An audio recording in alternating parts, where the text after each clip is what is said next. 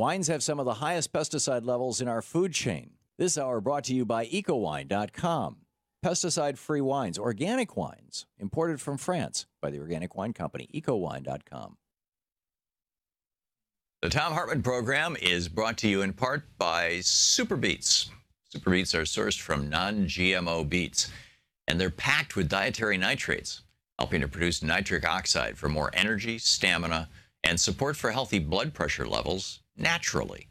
Call 800-568-9889 or go to thomsbeets.com. That's 800-568-9889, Thom's Beets, THOMSBEETS.com.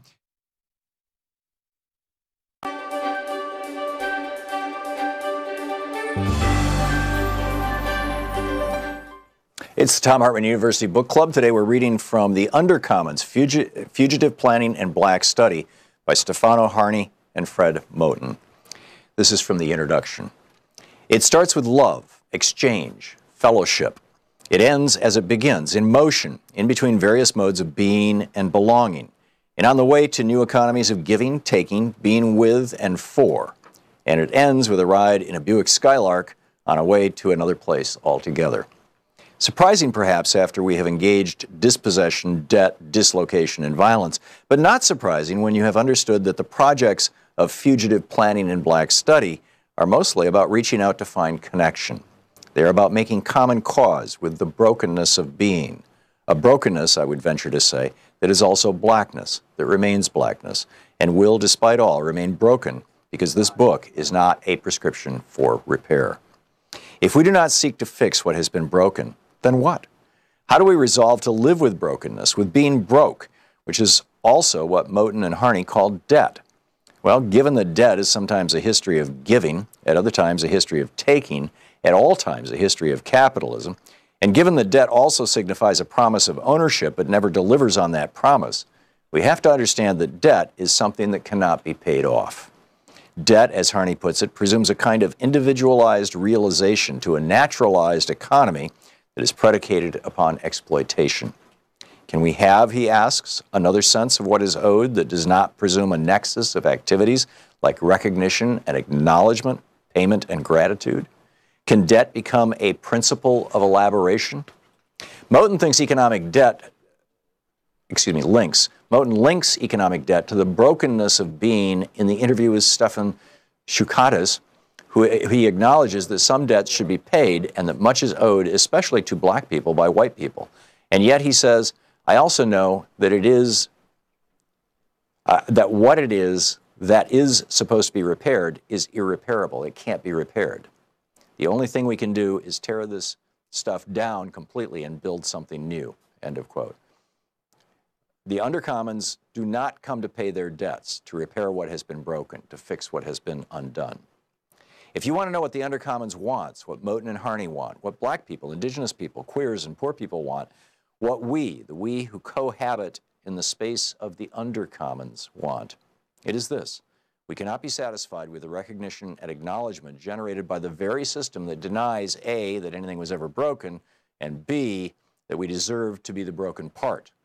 So we refuse to ask for recognition, and instead we want to take apart, dismantle, tear down that structure right now. That right now limits our ability to find each other, to see beyond it, and to access the places that we know live outside its walls. We cannot say what new structures will replace the ones we live with yet, because once we have torn stuff down, we will inevitably see more and see differently and feel a new sense of wanting and being and becoming.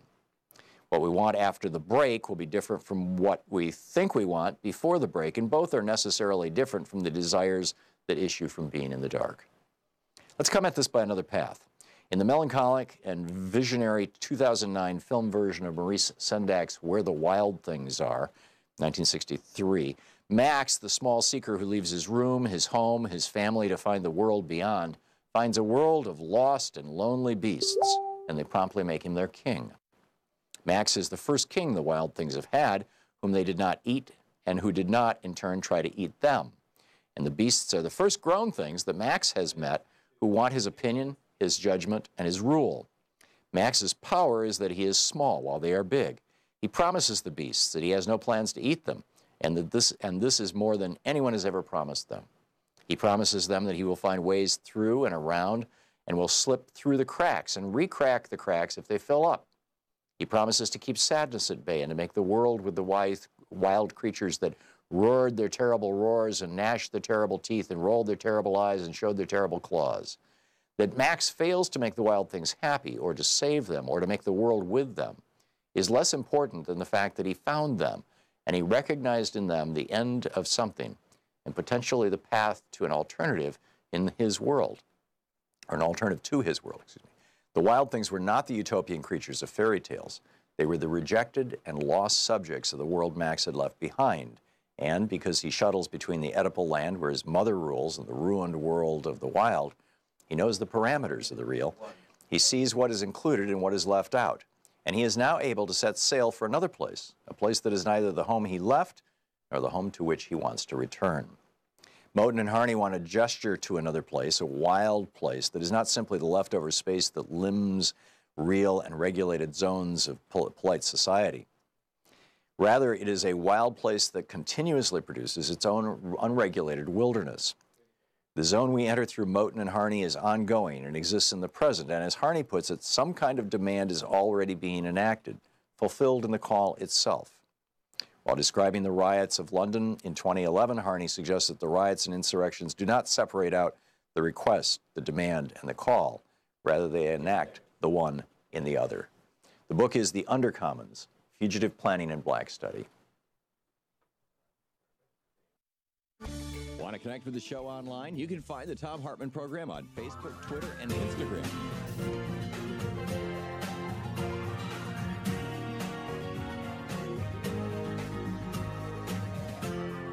This is the Thom Hartmann Program. Welcome to the Thom Hartmann Program. I'm Alex Lawson, filling in for Tom, who is doing just fine. Thank you all for your emails. He is on a flight home from Hawaii now, and he's feeling a lot better, and he wanted to make sure that I mentioned that to you all and that he appreciates all of your holding him in your thoughts and concerns, but he's fine, so I'm supposed to make sure I get that out to all of you all.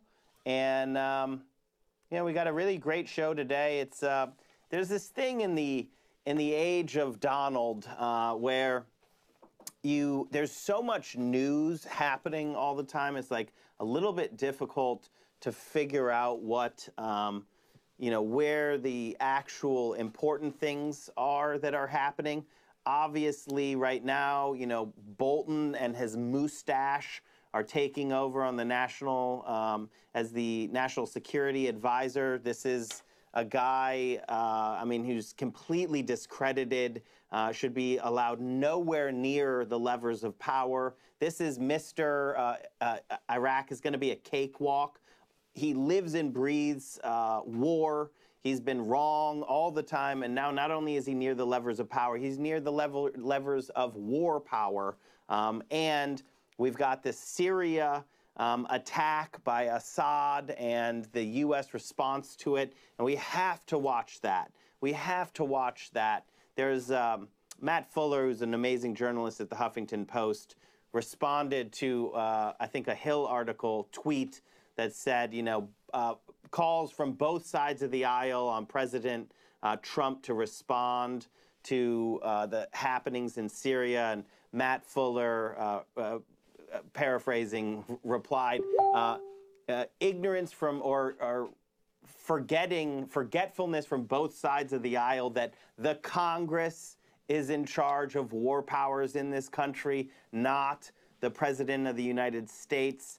And that is just such an important thing to remember, to focus on. If Donald Trump is going to drive us into a war with John Bolton at that lever of power, this is a terrifying thing. Syria and that conflict involves Iran.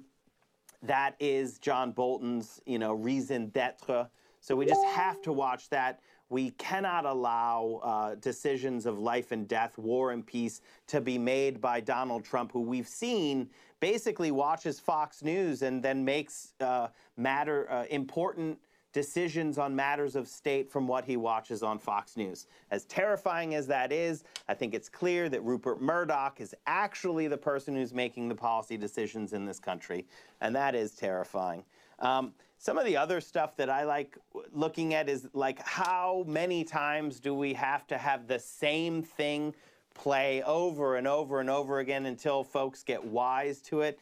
Let me say what it is. The Republicans passed their tax scam, $1.5 trillion, into the hands of their criminal friends on Wall Street. And then they look around and they say, oh man, now how are we going to pay for this? Even though we print money, but how are we going to pay for this? Oh, I know, we're going to reach into your pocket. We're going to steal your Social Security. We're going to steal your Medicare. We're going to steal your Medicaid. We're going to destroy Meals on Wheels, SNAP, all these other programs for the people. We're going to destroy all those so that we can continue to give money to our criminal friends on Wall Street. So the Republicans do that. That's their play. They've only got one play. And now the problem is that there is this elite Democratic response that says, whoa, whoa, whoa, this is not what we're going to do. We're going to cut benefits and raise taxes. We need a balanced approach to this.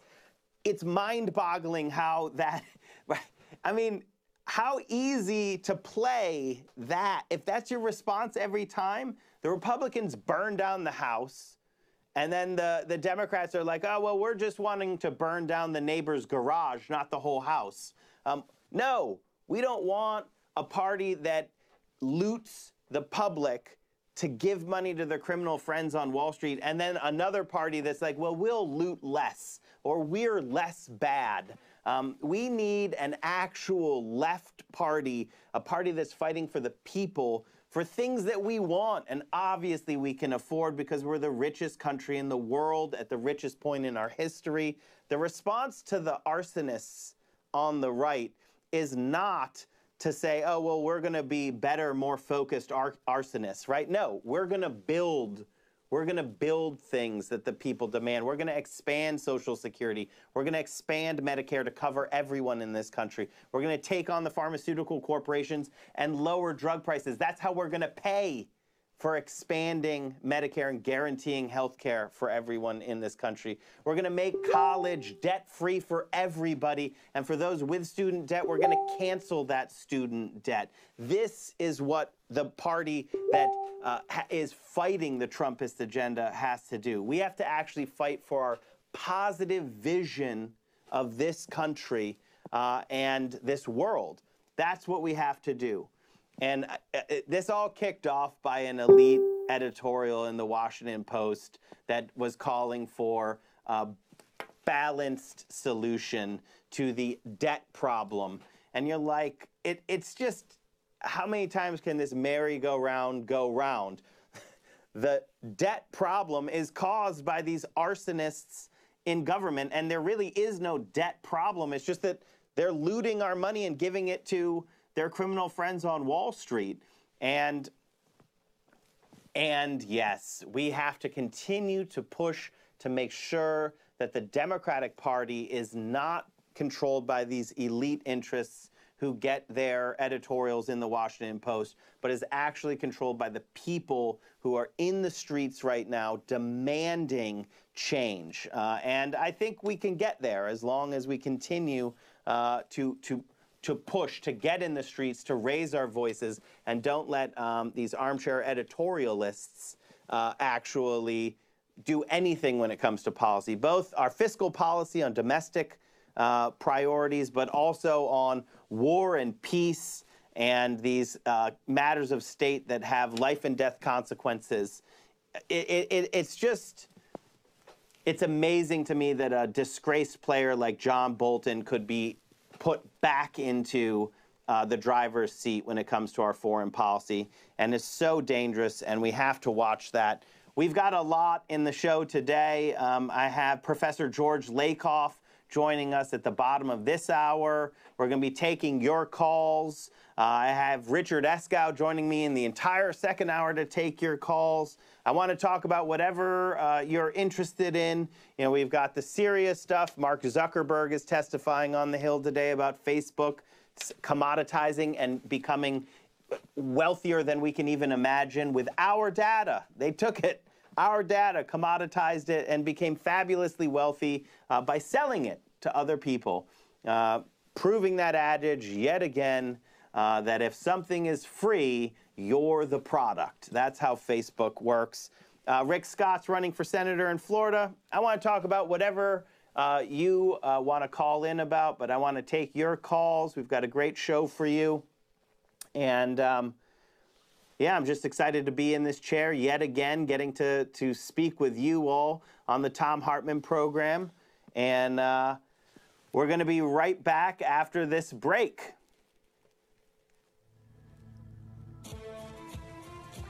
So actually, we're now going to be, I got a few more seconds, sorry, I'm still, the first segment's always the hardest to get the timing right.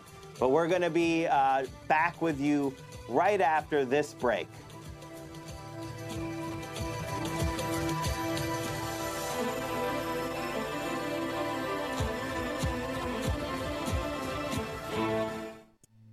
This is the Thom Hartmann Program.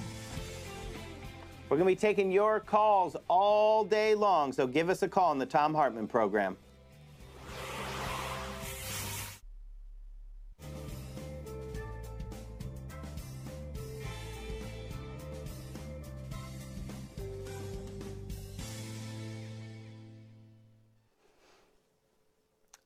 Back on the Thom Hartmann Program, I'm Alex Lawson, filling in for Tom, and I want to take your call. I'm going to go to Jeff from Iowa. Jeff, you're on the line.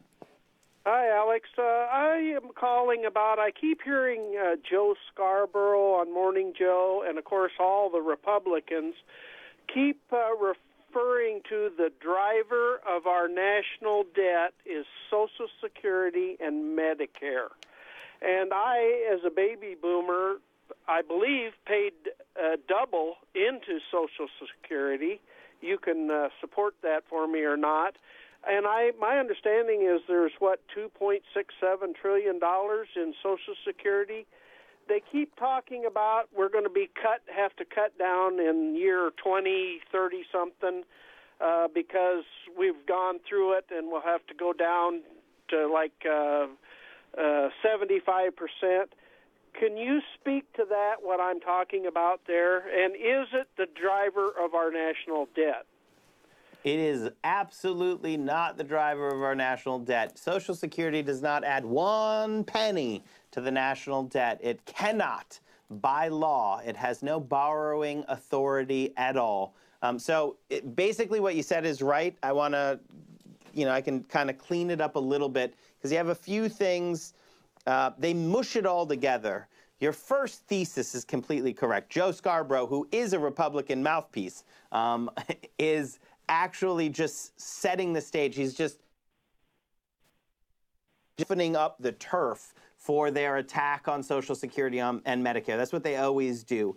So they mush them together, and they say these are the drivers of our debt, which is untrue. First of all, the debt problem is also completely untrue. It's just a fabricated issue, and you can read Stephanie Kelton all about that. But in this town, we do have to run everything by the CBO. They're the referee in this town. But even by their own metrics, where you do have, the deficit and the debt, and there are some good things about how they use Keynesian analysis for their stuff. But using the way the CBO does things, it's no problem with Social Security. There's no problem with Medicare. Medicare does a better job than any other piece of our healthcare system actually lowering the cost of healthcare. The problem, the whole problem, the entire problem, and I really want this to be super clear so you get it, is healthcare. Healthcare costs are out of control. Why? Because we allow the pharmaceutical industry to charge us the highest prices on earth, even though we, the taxpayers, pay to develop the medicines. We pay for the research, we pay for the patenting, and then we pay the highest drug prices in the world. That's why our costs are astronomical. Manufacturers, device manufacturers, same exact thing, almost the same magnitude. And I want you to really get this. $400 billion for drugs. $400 billion a year. And if we were to just have generic prices, Dean Baker, the economist at CEPR, has done the calculations, it'd be around $80 billion a year. $320 billion a year just on drugs.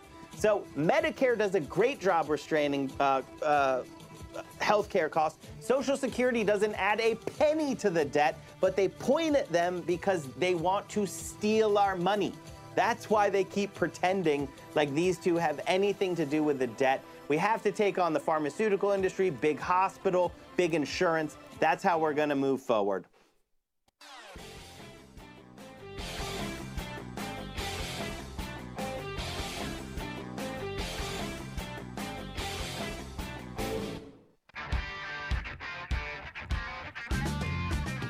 Welcome back to the Thom Hartmann Program. I'm Alex Lawson, filling in for Tom. I want to go and take a call. I want to go to Michael in Michigan. Michael, you're on the line. Yeah. Well, hi, Alex. It's a pleasure to talk to you. You too. Take you off speakerphone. I had a question I wanted to ask, but basically, tip of the hat to the great Thom Hartmann. He really makes that first segment look easy, huh? That's with his level of professionalism. No, really. And then for you to He is the hardest working man in truth telling. That's Tom. For you to come off the bench, and start, getting first downs. I think it's a tribute to just how well you do your work too. I've sent an email to Social Security Works with a question. I don't know, maybe if I ask you about it. And then I had just one question about that, and then one question about gun violence, okay? Go ahead.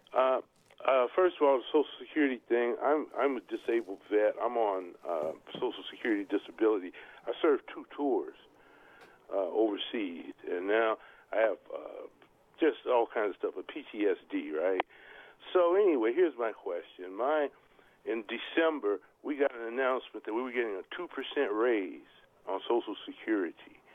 And my level of benefits, that came out to, it was about $12, which came to about 1.5%.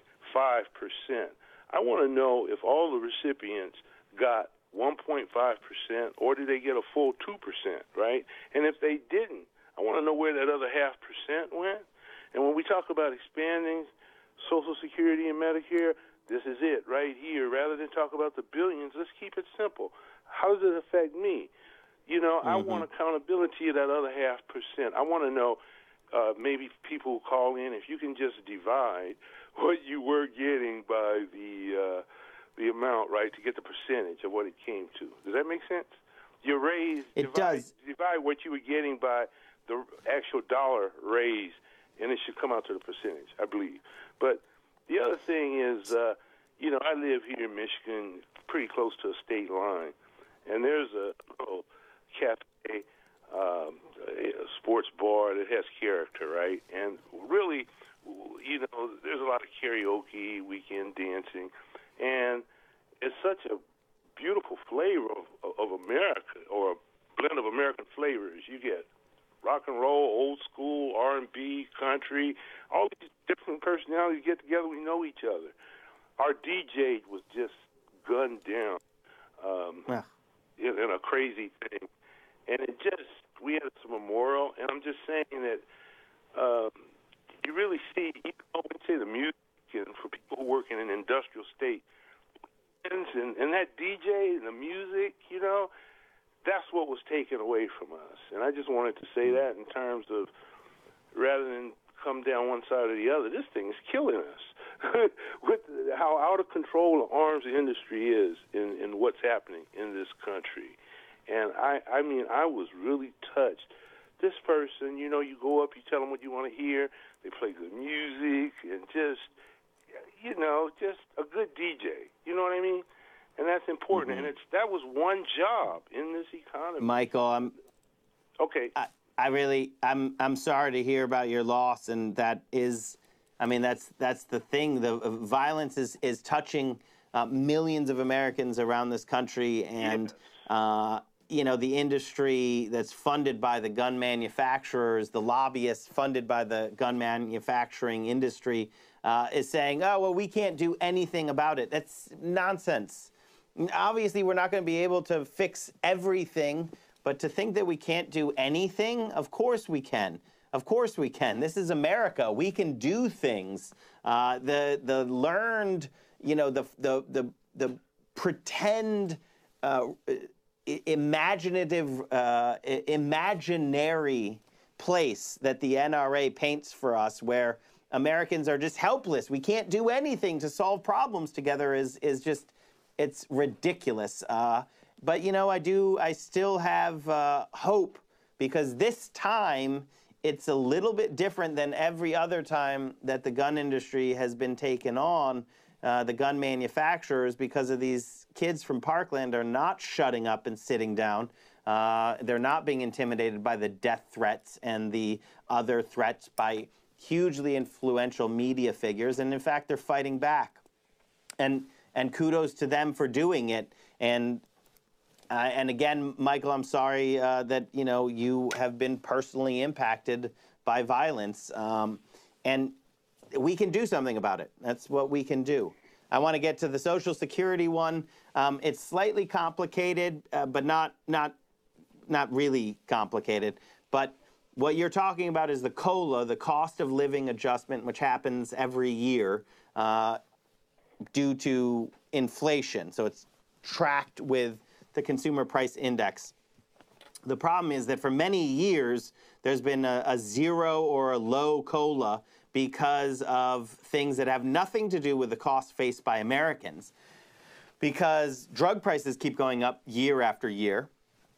People who are on Social Security, either seniors, folks with disabilities, people generally on a fixed income, their costs are going up every year, but the COLA is just not keeping pace with it. But what you are basically looking at is, with a 2% COLA, there is automatically some of the increase goes over to pay for Medicare increases, which again, in the break I was talking about how Medicare does a great job restraining cost increases. It's just the pharmaceutical industry is out of control. The big device manufacturers are out of control. Big insurance, hospitals. There's basically a little troika where they are raising prices across the entire industry, and that's affecting people's Medicare increases, even though Medicare is doing a better job. Because of those increases, some of your Social Security increase, your COLA, goes directly to that. So we need to actually increase the COLA. We need to expand benefits. We need to do exactly what you're saying, Michael, and talk about how this is affecting people in their paychecks every time they get one. That's what we need to be talking about. That's the policy. Thom Hartmann Program. Call 202-808-9925. Taking more of your calls on the Thom Hartmann Program, but first, we're joined by Professor George Lakoff right after this.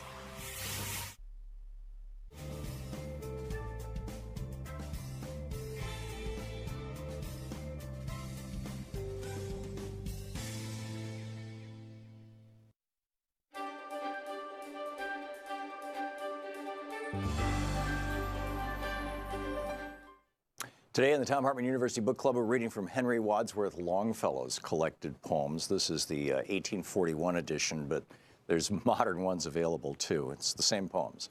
I want to start with a Psalm of Life, one of my favorites, one that I learned as a kid. Tell me not in mournful numbers, life is but an empty dream, for the soul is dead that slumbers, and things are not what they seem. Life is real, life is earnest, and the grave is not its goal. Dust thou art to dust returnest, was not spoken of the soul. Not enjoyment and not sorrow is our destined end or way, but to act that each tomorrow finds us further than today. Art is long and time is fleeting, and our hearts, though stout and brave, still like muffled drums are beating funeral marches to the grave. In the world's broad field of battle, in the bivouac of life, Be not like dumb, driven cattle. Be a hero in the strife. Lives of, I trust no future, however present. Let the dead past bury its dead. Act within the living present. Heart within and God o'erhead. Lives of great men all remind us we can make our lives sublime, and departing leave behind us footsteps in the sands of time. Footprints that perhaps another sailing o'er life's solemn main, a forlorn and shipwrecked brother, seeing, will take heart again. Let us then be up and doing with a heart for any fate, still achieving, still pursuing. Learn to labor and to wait. And the book opens with Voices of the Night, another of his brilliant poems. This is from the prelude. Pleasant it was when woods were green and winds were soft and low, to lie amid some sylvan scene where the long drooping boughs between, shadows dark and sunlight sheen, alternate come and go. Or where the denser grove receives no sunlight from above, but the dark foliage interweaves in one unbroken roof of leaves, underneath whose sloping eaves the shadows hardly move. Beneath some patriarchal tree I lay upon the ground. His hoary arms uplifted he, and all the broad leaves over me clapped their little hands in glee with one continuous sound. A slumberous sound, a sound that brings the feelings of a dream, as of innumerable wings, as when a bell no longer swings, faint the hollow murmur rings, o'er meadow, lake, and stream. And dreams of that which cannot die, bright visions come to me, as lapped in thought I used to lie and gaze into the summer sky where the sailing clouds went by like ships upon the sea. Dreams that the soul of youth engage, ere fancy has been quelled. Old legends of the monkish age, traditions of the saint and sage, tales that have the rhyme of age, and chronicles of eld. And loving still these quaint old themes, even in the city's throng, I feel the freshness of the streams that, crossed by glades and sunny gleams, water the green land of dreams, the holy land of song. Therefore at Pentecost, which brings the spring clothed like a bride, when nestling buds unfold their wings and bishops' caps have golden rings, musing upon many things, I sought the woodlands wide. The green trees whispered low and mild. It was a sound of joy. They were my playmates when a child, and rocked me in their arms so wild, but they looked at me and smiled as if I were a boy. And ever whispered, mild and low, come be a child once more, and waved their long arms to and fro, and beckoned solemnly and slow, oh, I could not choose but go into the woodlands hoar, into the blithe and breathing air, into the solemn wood, solemn and silent everywhere. Nature with folded hands seemed there, kneeling at her evening prayer. Like one in prayer, I stood. Before me rose an avenue of tall and sombrous pines. Abroad their fan-like branches grew, and where the sunlight darted through, spread a vapor soft and blue, in long and sloping lines. And falling on my weary brain, like a fast-falling shower, the dreams of youth come back again, low lispings of the summer rain dropping in the ripening grain, once upon the flower. Visions of childhood, stay, oh stay, ye were so sweet and wild, and distant voices seemed to say, it cannot be, they pass away, other themes demand the lay, thy lay, thou art no more a child. The land of song within thee lies, watered by living springs. The lids of Fanny's sleepless eyes are grates into that paradise. Holy thoughts like stars arise, its clouds are angels' wings. Learn that henceforth thy song shall be not mountains capped with snow, no forests surrounding like the sea, nor rivers flowing ceaselessly where the woodlands bend to see the bending heavens below. There is a forest where the din of iron branches sounds, a mighty river roars between, and whoever looks therein sees the heavens all black with sin, sees not its depths nor bounds. Look then into thine heart and write, yes, into life's dream, a deep stream. Longfellow. Want to connect with the show online? You can find the Thom Hartmann Program on Facebook, Twitter, and Instagram.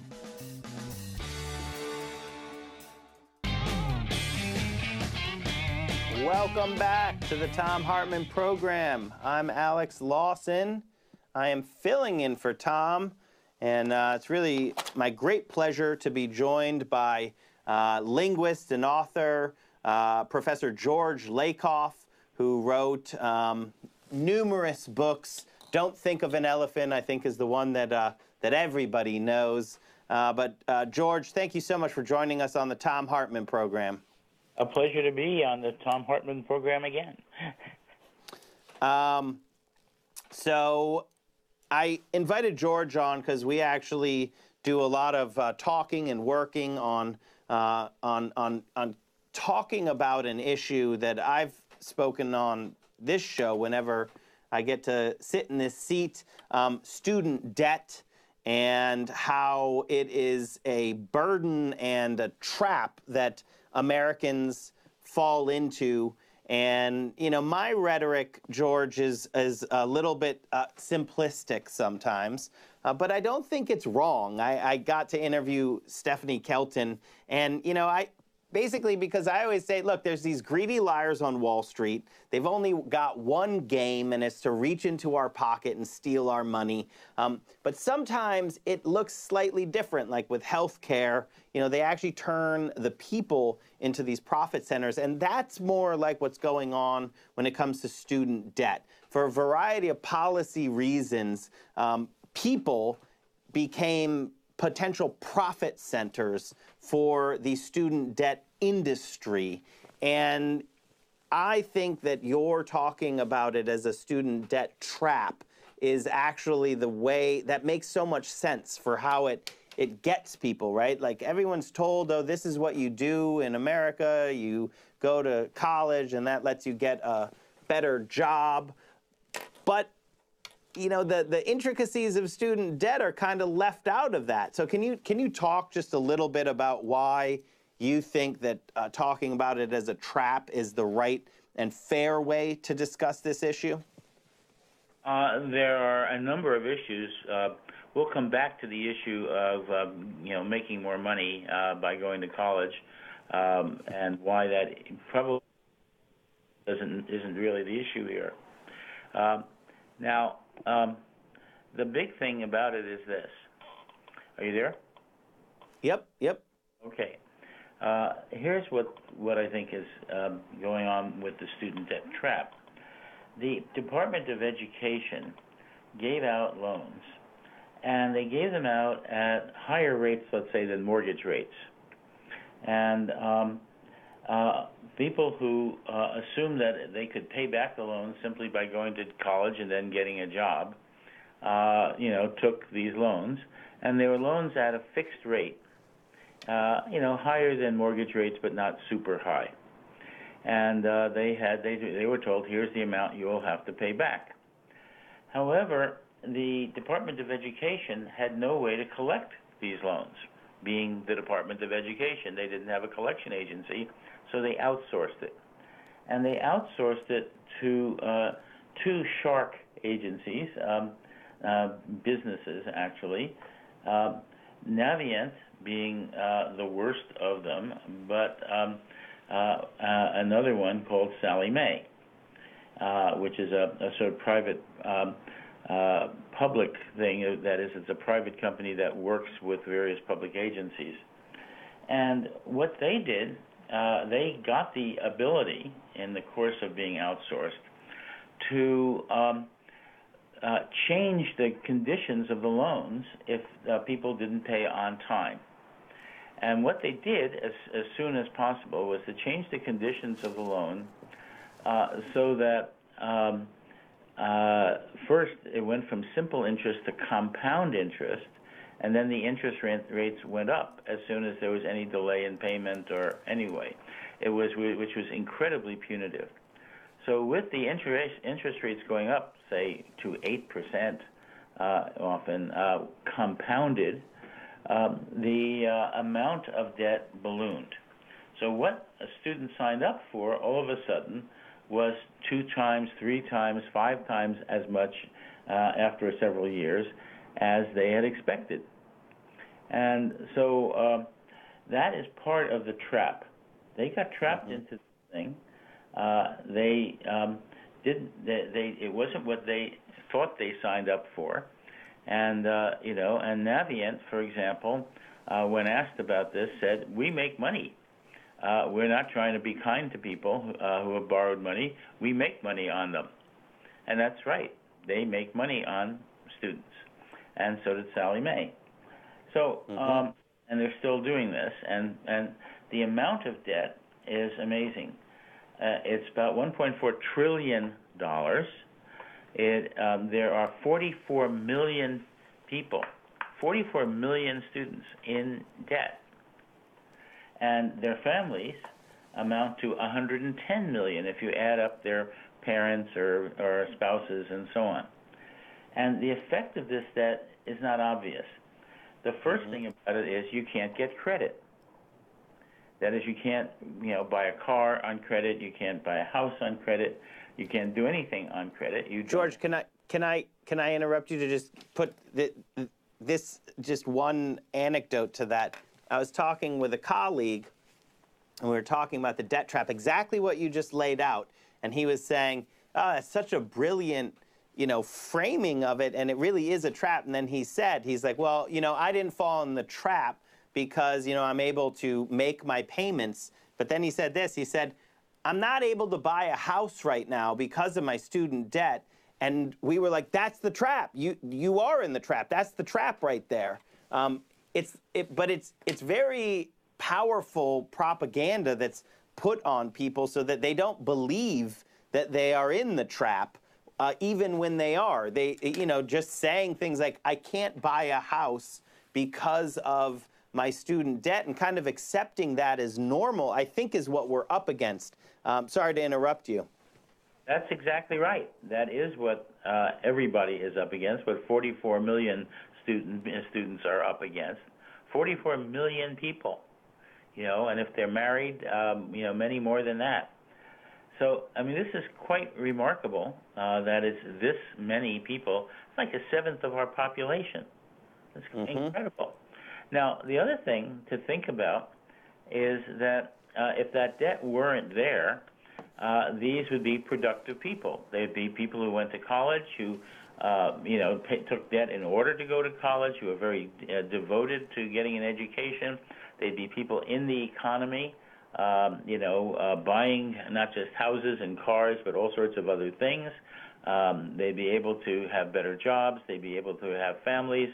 The amount of money going into the economy, if they didn't have this debt, would be enormous. There would be a huge, huge economic stimulus without this debt.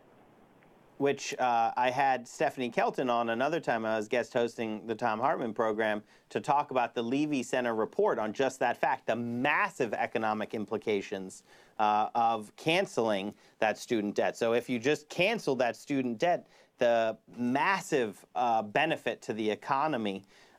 George, in a couple minutes left before we go to break, what about the moral implications of this? Like, what is people just accept that this is the way it is, but this isn't the way it's ever been. This is a novel and terrible idea, a failed social experiment that we have right now in terms of people want to get an education, and because of that, they load themselves up with debt that they might never be able to escape, and oftentimes blame themselves for that when actually it's a predatory system.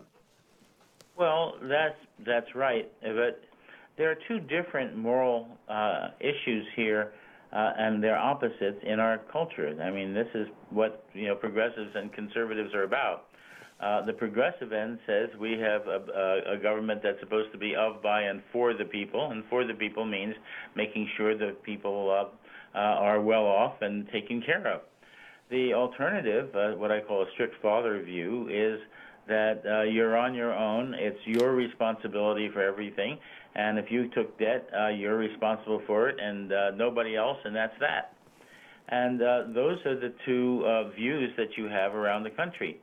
People will say, if you're in debt, too bad, you took it. I've seen that definitely. I don't totally understand where that comes from with people, but I think that if people understand just how predatory the system is, and I think Navient and Sally Mae, they're just those greedy liars on Wall Street. They might not live actually on Wall Street, but it's the same thing we're seeing in other sectors of our economy, where there's a small band of people who are becoming fabulously rich by actually perverting public resources, right? So the loans were initiated by the taxpayers, by the government. And public universities used to be affordable or free, and that's where we have to get back to. But we also have to tackle the staggering amount of student debt that's out there right now. Professor Lakoff, people want to learn more about the work that you do. What's the website they can go to find out more about your work? One of them is framelab.us.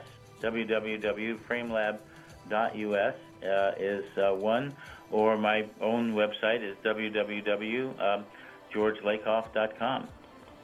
You can follow at George Lakoff on Twitter. Listening to Thom Hartmann. Visit thomhartmann.com for audio and video archives.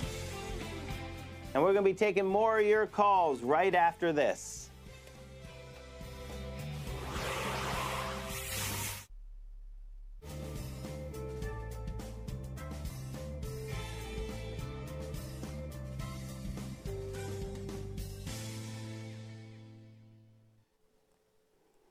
Welcome back to the Thom Hartmann Program. I still have George on the line. George, are you there? I'm here. Do you want to take one call with me here? Sure. On, let's see here. Let's go to really quickly. We only have a couple minutes. And then, George, thank you so much for joining us. Corky in New York, you're on the line with George Lakoff and me. Oh, hello, both of you, George and me. I want to submit that you don't go to college to get a better job. You go to college to get grades.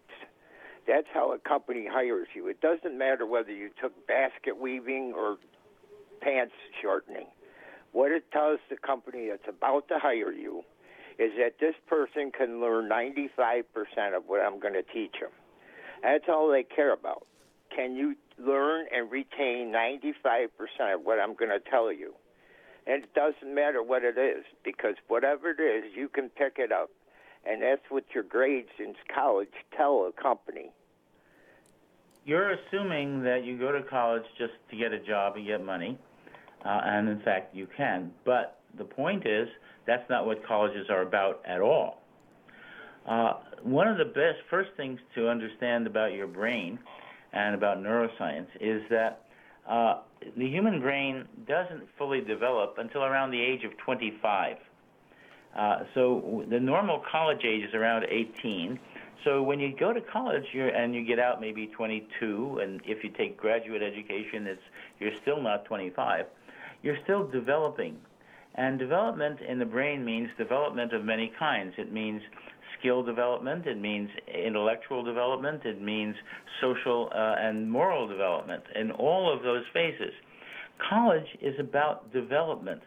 It's about developing you intellectually, morally, socially, and in all sorts of ways, and as well as giving you skills that are useful for earning a living. And in fact, it's that maturity of development that employers really benefit from.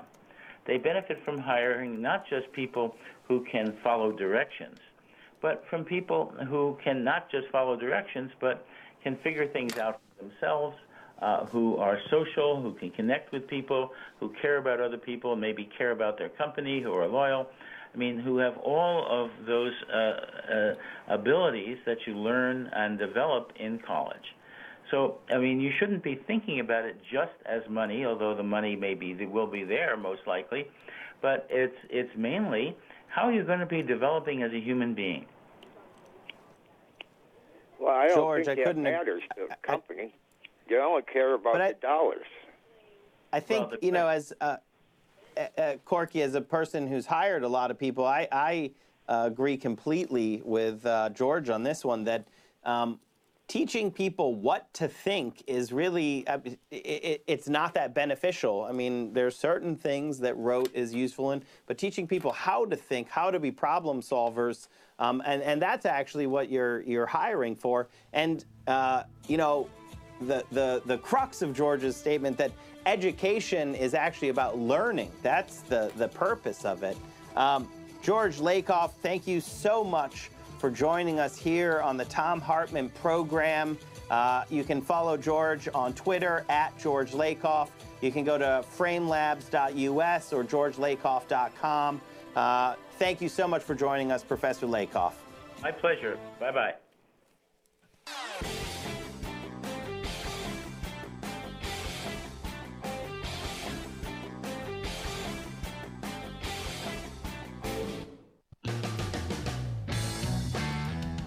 Welcome back to the Thom Hartmann Program. Just one more time, a big thanks to Professor George Lakoff for coming on and talking about the student debt trap that millions of Americans have fallen into. And, I even think that is, it's a trap, and, I think it's more like 44 million Americans are pushed into it by these greedy liars on Wall Street. They might not live on Wall Street, but Navient and the Sally Mae folks really are in the same place. They're seeing people as profit centers to load them up with this student debt and then just extract money from them forever. And this is something that, I know with Social Security Works, we worked on ending the garnishment of Social Security benefits for student debt. People's Social Security benefits are garnished to pay down student debt. Really process that. That is how nonsensical the system is. And this is a system that's supposed to work for the people, not for, a dozen supremely rich people. So thanks again to Professor Lakoff for joining us again on the Thom Hartmann Program. My first time speaking with him on the Thom Hartmann Program. And I want to go to Frank in North Carolina. And Frank, unfortunately, Professor Lakoff is not on the phone with us, but I know you wanted to talk about predatory lending and debt. Well, those were the terms that were being thrown around during the segment you just did now. And I kind of took exception to it because that system was set up to help people and give them loans at a low rate so they could pursue an education. That was a gift. That was a gift by the government so that the people could pursue an education. And you're turning it into some kind of a predatory profit-making money scheme by some third-party people. And that's a victim mentality is what that is. It's victim. Frank, I don't think we're going to ever come to an agreement here. But, when you have these private colleges that have had to pay out enormous fines because they were 100% preying upon people, loading them up with student debt and delivering a product that would never actually get them out of that debt. That is not a gift.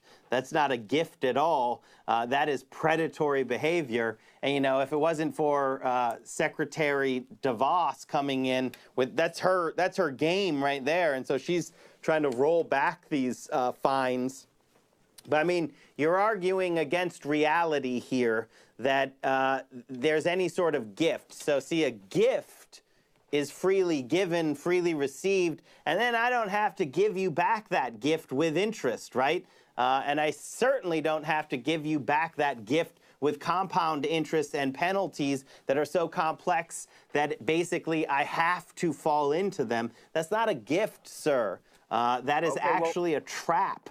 And that's, I don't know if we need to go over the definition of present and gift versus, a trap, but this is the same stuff we've seen in payday lending and industry after industry. And, again, one thing to note is this is not how we have always done education here. You know, this is basically since the Reagan-Thatcher era that we're seeing this. Before that, college really was, quote-unquote, affordable or debt-free. People could actually work a job and pay for their education.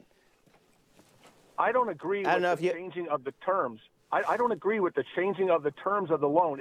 If in fact those third-party collection agencies arbitrarily change the terms, is wrong and illegal. But if they got permission to do it from the government, that's different.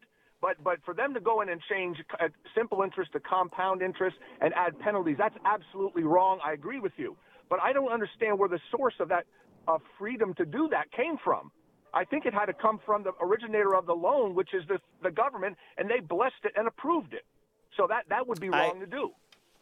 I definitely think that the originator of the loan, the government, did give the AOK to the third party, to these predatory industries who, you know, there's going to be a piece of paper that a person is going to sign as well. And we've seen this again in the payday lending space and all sorts of other places where, yes, a person did sign this, but there might have been incredibly high-pressure tactics brought on them. These are incredibly complex financial documents. The match between what a person says the document says and what the document actually says is oftentimes a yawning chasm. So these are these tactics that make this absolutely a trap in the same way that payday lending and all sorts of other things that, you know, the Consumer Financial Protection Agency has brought to light. Just because, you know, somebody, it's similar to the mortgage frauds that were uncovered after the Great Recession. If you read Chain of Title, David Dayen's amazing book on what that looked like, you see that it's not like, it's not an accident. There is actually huge money to be made, and people are pushed into these traps. So, well, then I think Frank, you and I are not as far away as I thought we were in the beginning. But the government needs to crack down on this. This is where we probably agree completely. The government definitely does, and they can start by canceling the student debt. Of the $44 million, getting rid of this third-party industry in total, and moving towards a system where college does not leave people in debt at all. That's what we need to do. We need to make college debt-free, and then we need to cancel all the debt that has been accrued currently. Well, that's a bridge too far for me, that last point. But back to the changing and amending or rescinding these terms of changing the terms of the loan, we got to go back to the administration that allowed that to happen, or the current administration, and tell them to rescind those policies and go back to simple interest and eliminate the penalties. That's what should happen. Frank, we're just running out of time here. Thanks for calling into the Thom Hartmann Program. I'm Alex Lawson, filling in for Tom, and we will be right back after this.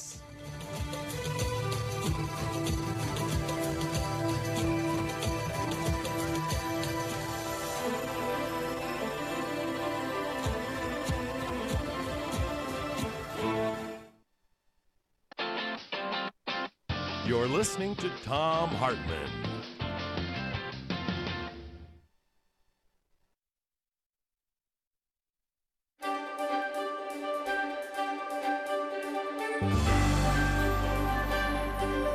It's the Thom Hartmann University Book Club. Today we're reading from Travis Lupik's book, Fighting for Space, how a group of drug users transformed one city's struggle with addiction. This is from the introduction.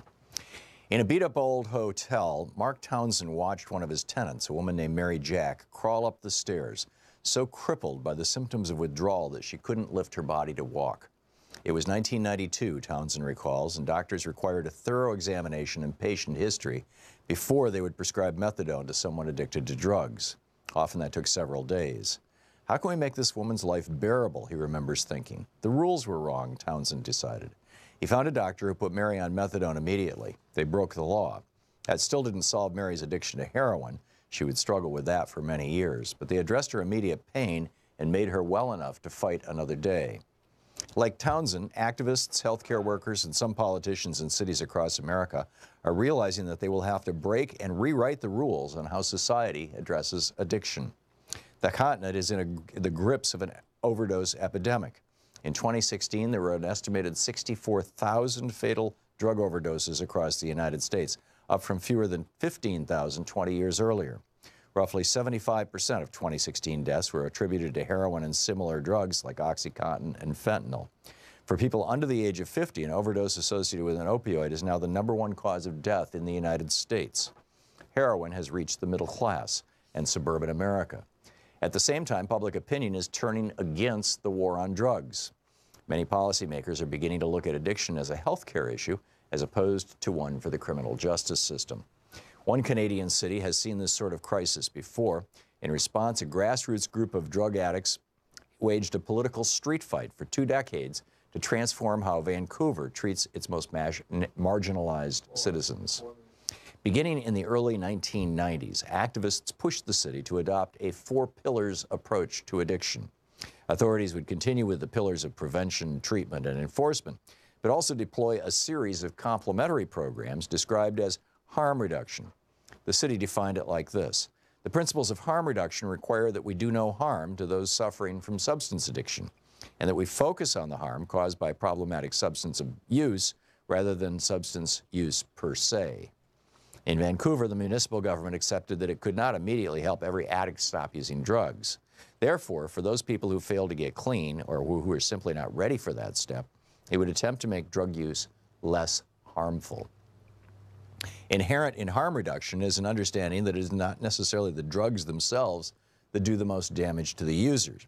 The law and systems of prohibition, which make drug procurement and possession illegal, are what hurt the people the most.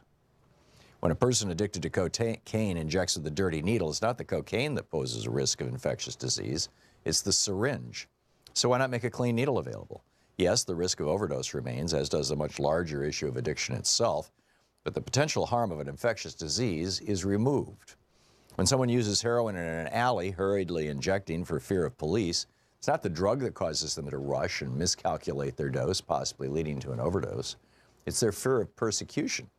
If they were offered an injection site where they could take their time and use under the observation of healthcare professionals, the risks would be reduced. Again, the addiction remains, but if they overdose at an injection site and a nurse is there to monitor them, they live to make another attempt at long-term treatment. Harm reduction strategies are about keeping people alive and as healthy as possible, excuse me, until they can arrive at a place in their lives where treatment or abstinence works for them. Today, there are dozens of cities across North America at the point where Vancouver was in the 1990s. Toledo, Miami, and San Francisco, for example, have sprouted activist groups that are working with healthcare professionals to slowly warm public opinion to this issue. 90% of new heroin users are white. A rising number are middle class or wealthy, a U.S. official told Frontline on PBS in 2016. Quote, "It's been true throughout American history that when drugs penetrated into the middle class, the white middle class, politicians panic much more than they do when the drugs are concentrated in poor neighborhoods. It's not fair and it's not right, but that is the kind of country we are living in." Jurisdictions across the United States are looking to Vancouver's example with increasing interest. One of the founders of Vancouver's harm reduction movement, Mark Townsend, spent April 2016 in New York helping that city expand needle exchange programs. In October 2016, a delegation from Seattle visited North America's, excuse me, visited North America's first supervised injection facility, Insight, in Vancouver. In early 2017, former BC coroner and Mayor Larry Campbell was in Sacramento helping lawmakers draft notices that would allow for the establishment of supervised injection facilities in California. Interest in Vancouver's model has grown with the increasing severity of America's opioid problem. This book, Fighting for Space, is about people who have slipped through the cracks. It's about those who have suffered the consequences of addiction and prohibition and who did not have family or friends to help them get back up. It's about those who, for a myriad of reasons, failed with treatment and rehabilitation. It tells their stories and explains harm reduction for communities that are struggling with overflowing jails, crimes fueled by desperation, and people left to die in the streets. Fighting for Space by Travis Lupick. Want to connect with the show online? You can find the Thom Hartmann Program on Facebook, Twitter, and Instagram.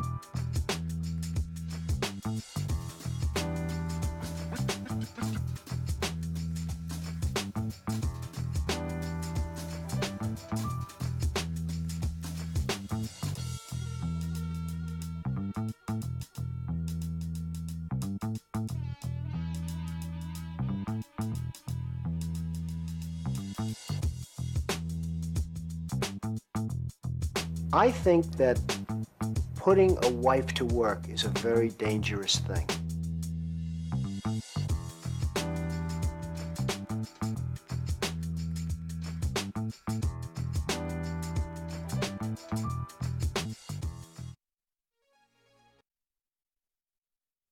Persons like to repeat.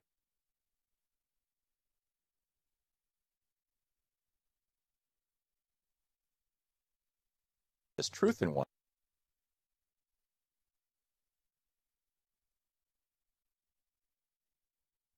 Of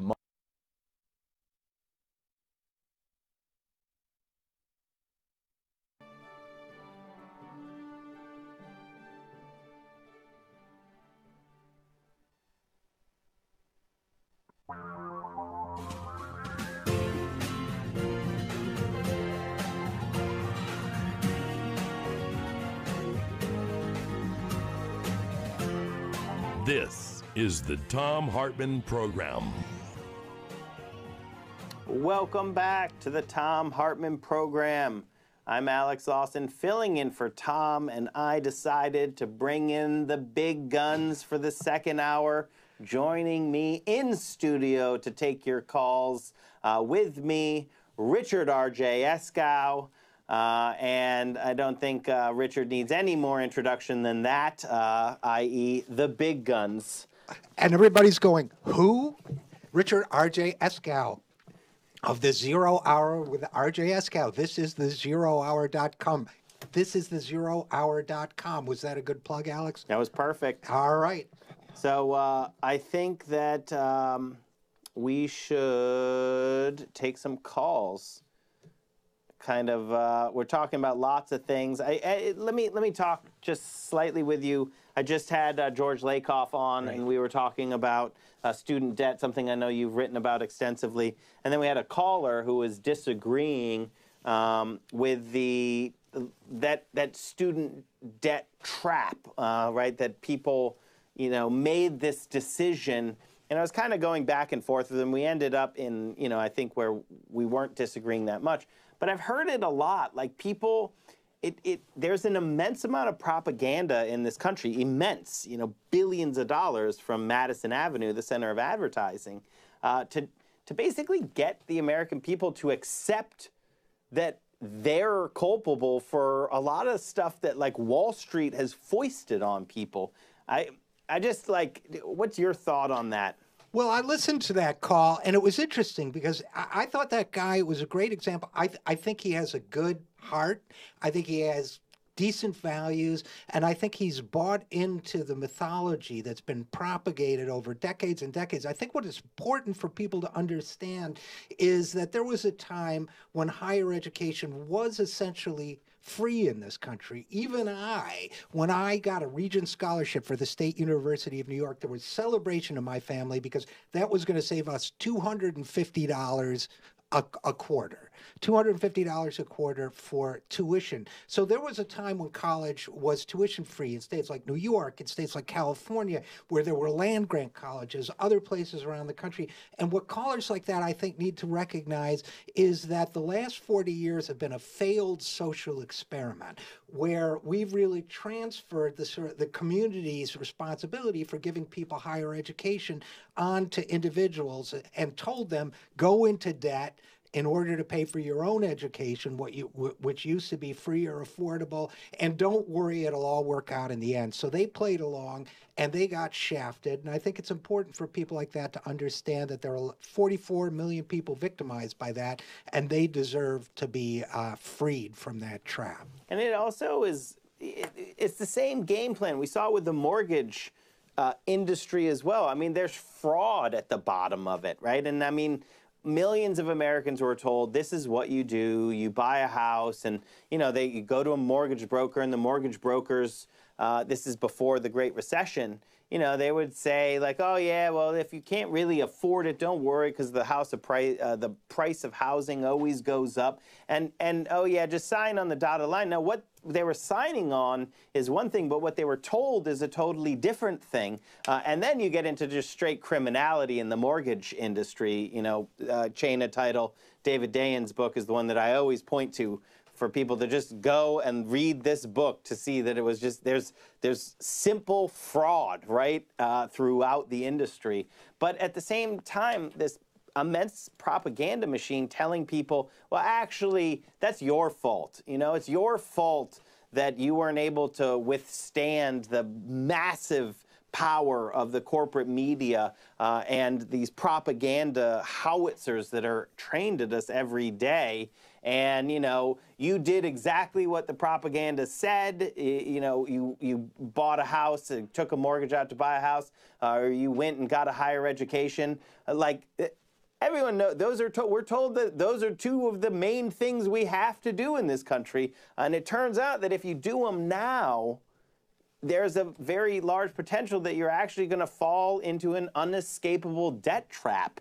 And I just feel like it's extremely effective what Wall Street has done to make things, our problems, to split us up that way. And look, and the guy was saying, well, these were things that were done to help people. Well, it was as if society took the burden and put them on young people's backs and then said, here, you can, I'll help you carry that rock a few feet and then you're on your own. That's not really helping people. That's still leaving people on their own. And there is, to me, the big parallel with the mortgage crisis. When I started writing about mortgage fraud in 2009, 2010, when not too many people were, I had 3 different people write to me and say they were contemplating suicide. 2 of them were single mothers because they felt such a burden of shame over their own debt that they thought they had failed their families or their children or whatever. Important for people with student debt to recognize that they're not the ones who failed. Society failed them. Yeah, we're gonna take calls, but it's fun getting to talk to Richard Eskow, host of the Zero Hour, AKA the big guns that I called in to help me out with the second hour here, because there's even more parallels. And when you see these things, you start seeing why I have sort of simplistic rhetoric when it comes to, there's these greedy liars on Wall Street and they're trying to take your money. It's because it's true. It's just like over and over and over again. But a big part of the propaganda, and why Richard and I always say you can't have the political revolution until you have a media revolution, which is what this is. Be part of the media revolution, the truth-telling, is because the propaganda is to make people feel shame about a system that preys on them. And you see this again in our incredibly broken on purpose healthcare non-system, right? Where people actually feel an immense amount of shame for getting sick in this country. That is absolutely ridiculous. And it is on purpose, though. It's to make people think that, on top of getting sick, that they can't afford to get better. It again makes it a person's fault. And we see this over and over and over again in people's stories where, they make a decision to not seek care because of the financial burden that would be on them and their families. And then that leads to worse health outcomes for them, and they feel that's on them instead of on a system that is commoditizing them. Instead of pointing our anger at a system that is the same system with the mortgage industry, the same system with the student debt industry, and the same system with the health industry. It's the industry. It's that they've made it business. We are the products, and these industries are sucking wealth out of us and making us feel like it's us who are the problem, when in fact it's the system every single time. That was just a rant to you, Richard. Yeah, I heard it. Yeah, no, and I agree with all of it. Believe me. But on healthcare, on Medicare for all, again, just when it's our problem, let me get to the like root of it. Why? Why does this propaganda work? Because when it's our problem, then we have to just fix ourselves, right? Maybe we can read a book on self-improvement or something, right? Like it's our problem. When we correctly identify where the issue is in the system out here, the solution is simple. Change the system. Like in healthcare, move to expanding improved Medicare for everybody in this country. You know, that I think is the con at the root of a lot of this, is that if it's inside, we can't change it. And now I've ranted right to the end of the segment, but in the last minute here, what do you want to finish out my thought there? Well, that system promotes values, and those values should be new values that we replace with our own, that says people deserve certain things because they are alive. Couldn't agree more with Richard Eskow. This is the Thom Hartmann Program. And we're going to be taking more of your calls for the rest of the hour on the Thom Hartmann Program.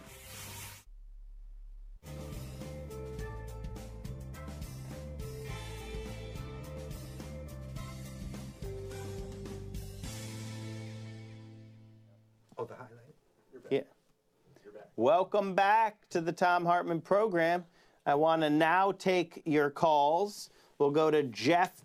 You had to listen to me rant a bit, but Eskow had to listen to me rant as well. So we're all in it together here. Jeff in Pennsylvania, you're on the line. Jeff, you're on the line. Can you hear us? No, Jeff. Let's go to Ron in Florida. Ron, you're on the line. Thank you for taking my call, Alex and Richard.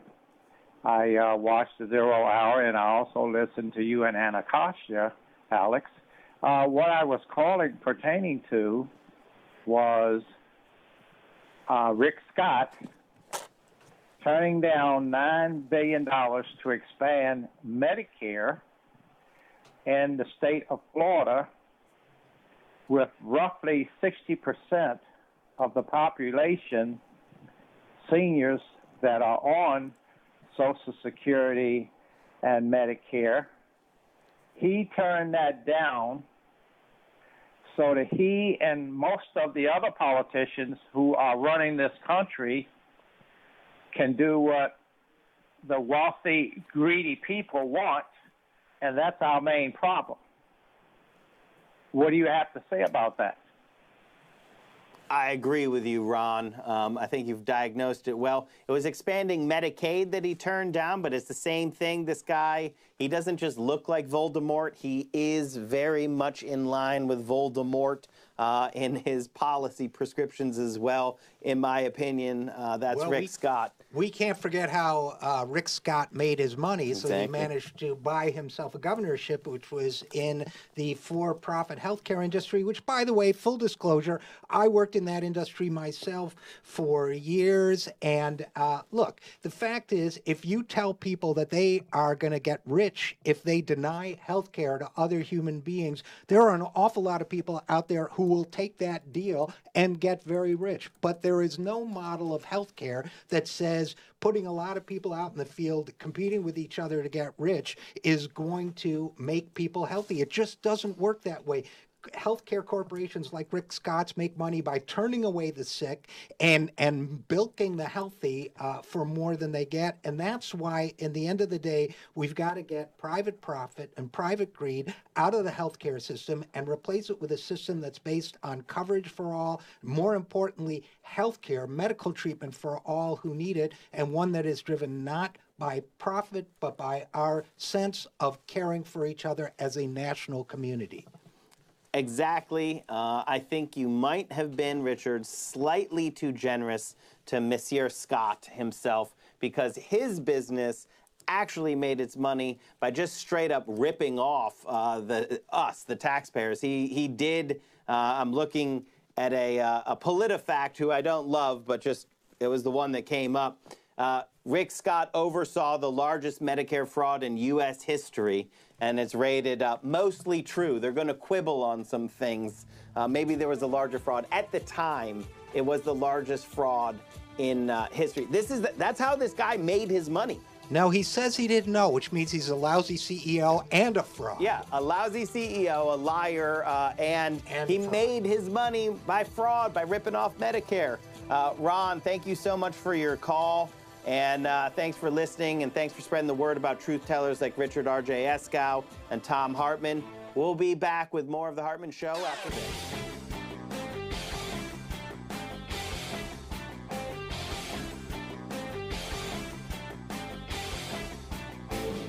Hey, Thom Hartmann here. Here's what you might have missed on our program today.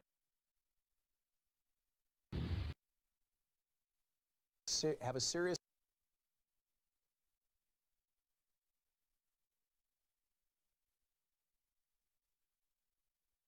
back to the Thom Hartmann Program. And let's go right to the phones.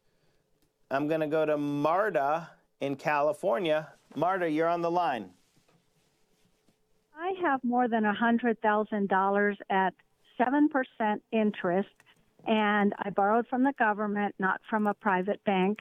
I guess it would be Sallie Mae, so I guess you're saying that is a private bank, but you go to the U.S. government website to take out the loan.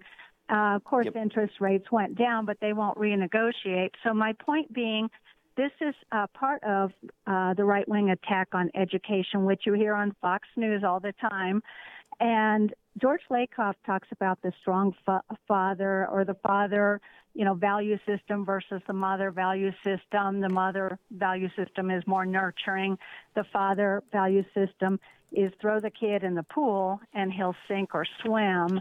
And if you nurture him, then you're making him lazy and dependent. And, California back in the 60s, all the public universities, I believe even UCLA and Berkeley, were 100% free. And our state was at the top of the world in innovation, standard of living. This is the American dream. And now, one course for me in graduate school, 1 to 2 courses is $2,700. Are we investing in our country? Thom Hartmann says when the returning vets from World War II got the VA bill, they were able to go to college. And for every dollar the government invested in those vets in their college education, it created, I believe it was $7 in economic activity. Well, it's interesting because the GI Bill that Tom was talking about did send millions of Americans to college, millions of Americans who otherwise wouldn't have been able to go. Now, just to be perfectly clear, there were some parts of this country where African Americans and others had difficulty going to college, even under the GI Bill, but still many of the great civil rights leaders were educated on the GI Bill. Johnny Cash went to broadcasting school on the GI Bill. It helped all sorts of people, and University of California is a subject close to my heart because my mom went there. She told me afterwards they did have to pay $25 a year for fees and to use the cafeteria, that sort of thing. Obviously, that was back in the 40s or whatever. But the University of California was one of the finest institutions of higher education in the country, and it was to all extents and purposes, free to residents of California. Same thing with the State University of New York. That's what we've got to get back to. That's what we can do when we believe in each other as a people. That's yeah, I got nothing to add to that one.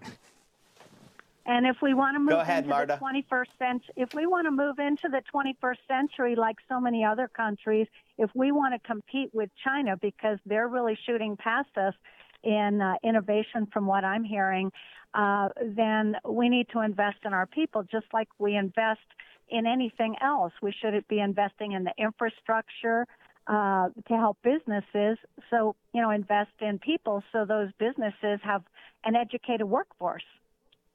Well, there are two ways to go. I'm sorry. I'm on a rant here myself. There are two ways to go at entering the 21st century, Mark, the way I see it. One is by investing in people. The other is by investing in money, which is the way they want to do it. They want a system where people are superfluous and cast aside, and financiers do deals with each other, and the 85% of the population needs to get out of the way. There are economists who are proposing this, that 85% of the population will be superfluous.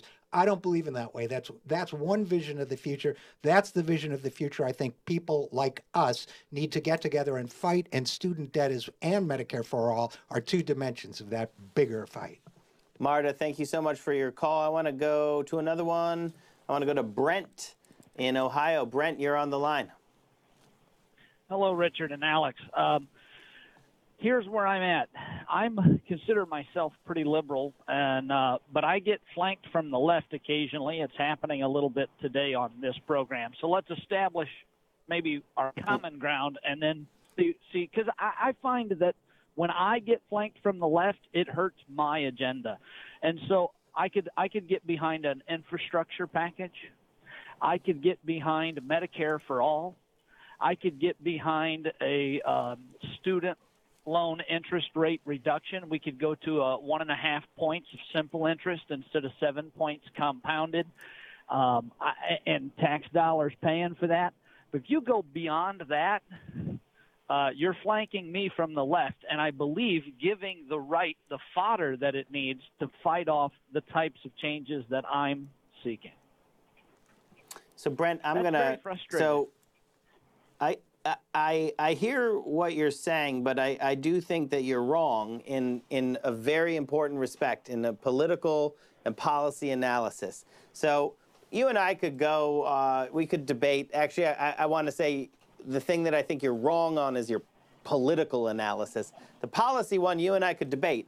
I'm very much into policy debates, but the political analysis that I completely disagree with you on is that, look, Obamacare was attacked as a government takeover of the entire healthcare system, which it fundamentally obviously was not. It left the private insurers in the driver's seat. So what I'm saying is the fodder that the right needs is air that they breathe. They're liars. They fight everything the same. If you think that walking towards them is going to moderate their attacks on things that are not just full-scale looting of the public coffers, then I don't think you've been paying attention for at least the last 8 years and more like the last 30 years. The best way to accomplish any change, even if it comes to where, right, if the policy ends where you are, is to have me sitting to the left of you. So at the very least, you could say, well, you can either deal with me or with this guy. But the political analysis of this is that the right attacks everything that is not a handout to Wall Street as a government You're takeover. Listening to the Thom Hartmann Program. Call 202-808-9925. Exactly. We're taking more of your calls right after this on the Thom Hartmann Program.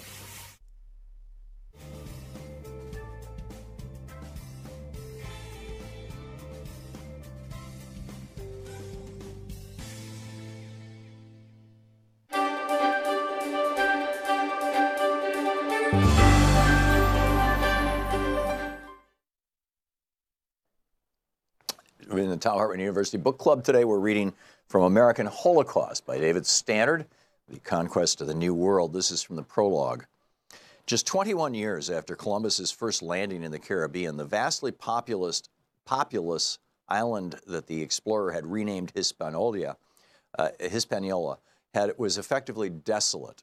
Nearly 8 million people, those Columbus chose to call Indians, had been killed by violence, disease, and despair. It took a little longer, about the span of a single human generation, but what happened on Hispaniola was the equivalent of more than 50 Hiroshimas, and Hispaniola was only the beginning. Within no more than a handful of generations following their first encounters with Europeans, the vast majority of the Western Hemisphere's native peoples had been exterminated. The pace and magnitude of their obliteration varied from place to place and from time to time, but for years, now historical demographers have been uncovering in region upon region post-Columbia depopulation rates of between 90 and 98%, with such regularity that an overall decline of 95% in Native American population has become a working rule of thumb. What this means is that, on average, for every 20 natives alive at the moment of European contact, when the lands of the Americans teemed with numerous tens of millions of people, only one stood in their place when the bloodbath was over. To put this in a contemporary context, the ratio of native survivorship in the Americas following European contact was less than half of what the human survivorship ratio would be in the United States today if every single white person and every single black person died. The destruction of the Indians of the Americas was far and away the most massive act of genocide in the history of the world. That is why, as one historian aptly has said, far from the heroic and romantic heraldry that customarily is used to symbolize the European settlement of the Americas, the emblem most congruent with reality would be a pyramid of skulls. Scholars estimate the size of the post-Columbian Holocaust have climbed sharply in recent decades. Too often, however, academic discussions of this ghastly event have reduced the devastated indigenous people and their cultures to statistical calculations in reconciling demographic analyses. It was easy for this to happen. From the very beginning, merely taking the account of so mammoth a cataclysm seemed an impossible task, wrote one Spanish adventurer who arrived in the New World only 2 decades after Columbus's first landing, and who himself openly reveled in the torrent of native blood. There was neither, quote, paper nor time enough to tell all that the conquistadors did to ruin the Indians and rob them and destroy the land, end quote. As a result, the very effort to describe the disaster's overwhelming magnitude has tended to obliterate both the writer's and the reader's sense of its truly horrific human element. In an apparent effort to counteract this tendency, one writer, Tsvetsan Todorov, began his study of the events of 1492 and immediately thereafter with an epigraph from Diego de Landa's Relación de las Casas de Yucatán. Quote, the captain, Alonso López de Avila, brother-in-law of the Adelmento de Montejo, captured during the war in Bacalan a young Indian woman of lovely and gracious appearance.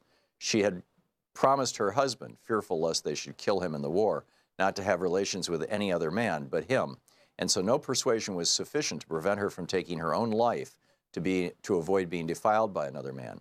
And because of this, they had her thrown to the dogs. Toborov then dedicates his book to the memory of a Mayan woman devoured by dogs. It is important to try and hold in mind an image of that woman and her brothers and sisters and the innumerable others who suffered similar fates as one reads Todorov's book, or this one, or any other work on this subject, just as it is essential, as one reads about the Jewish Holocaust or the horrors of the African slave trade, to keep in mind the treasure of a single life in order to avoid becoming emotionally anesthetized by the sheer force of such overwhelming human evil and destruction. There is, for example, the case of a small Indian boy whose name no one knows today, and whose unmarked skeletal remains are hopelessly intermingled with those of hundreds of anonymous others in a mass grave on the American plains, but a boy who once played on the banks of a quiet creek in eastern Colorado, until the morning in 1864, when the American soldiers came. Then, as one of the cavalrymen later told it, while his compatriots were slaughtering and mutilating the bodies of all the women and all of the children they could catch, he spotted the boy trying to flee. Quote, There was one child, probably 3 years old, just big enough to walk through the sand. The Indians had gone ahead, and this little child was behind, following after them. The little fellow was perfectly naked, traveling on the sand. I saw one man get off his horse at a distance of about 75 yards and drop his rifle and fire, but he missed the child. Another man came up and said, "Let me try the son of a bitch. I can hit him." He got down off his horse, kneeled down, and fired at the little child, but he missed him too.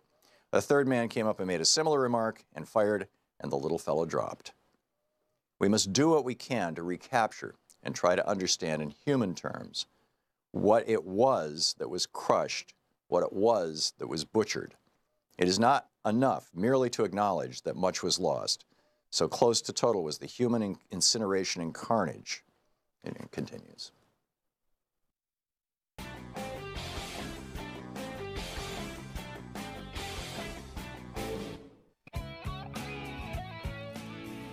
Welcome back to the Thom Hartmann Program.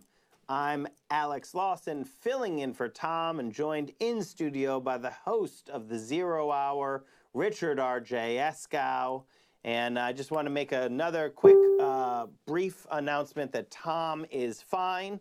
He is on a plane, flying back, and really appreciates all of your concerns, but really wants everybody to know that he is doing fine. He's feeling fine, and he'll be back on the show tomorrow. So just wanted to put that out there again and then go right to the phones. Eskow, what do you think? We've got Social Security, we got student debt, education, student debt. Rick Scott? Let's take a student debt. Student debt. For 500, for Alex. For 500. Right, please. Lori in New Hampshire, you're on the line. Hi, thank you for taking my call. Thanks for calling. I think it was on the Thom Hartmann show a while back with the tax package, all the tax cuts. There was someone on who said that if instead of the tax cuts, they took all that money and paid off everybody's student loans and started from scratch, everybody got a fresh start, no loans, it would stimulate the economy. So it does seem to me that really does make a whole lot of sense. Lori, thank you so much for the call. That's actually spot on. That might have even been me, because I had Stephanie Kelton on to talk about just that the actual image of the tax scam, the handout primarily to the Republicans' criminal friends on Wall Street, was the same magnitude as the student debt in this country. And if instead of giving our money to a bunch of greedy liars on Wall Street, we just canceled student debt, the economic benefit would be massive. Because if you're canceling student debt, the people are going to spend that money directly into the economy, unlike these greedy liars on Wall Street who are just going to sock that money away in some illegal offshore bank account or buy some, golden yacht or golden jet that they can fly around in to just survey the damage that their criminality does to the world.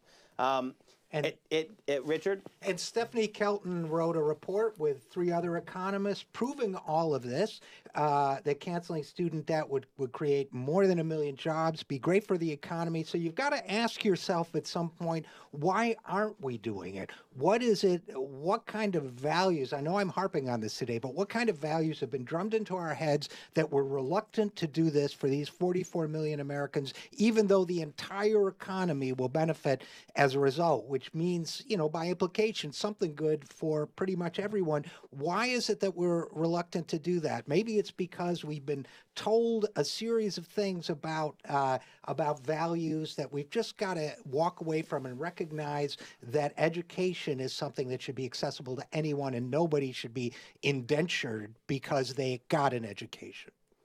Yep, couldn't agree more there. Let's keep going, Richard. Let's go to Paul in California. Paul, you're on the line. Hey, how's it going? I'm sorry to switch up topics a little bit.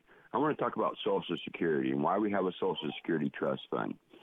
You were talking about the CBO. Back in the 70s, the CBO said, hey, we have a problem here. The baby boomers are going to break Social Security. So Congress got together, and this is really interesting because this is before big money was really influencing Congress. And they came up with a plan. The plan was to double tax the baby boomers. The Republicans weren't too happy about that. So what they did was they put a cap on the double tax. Now, there was a sunset mechanism.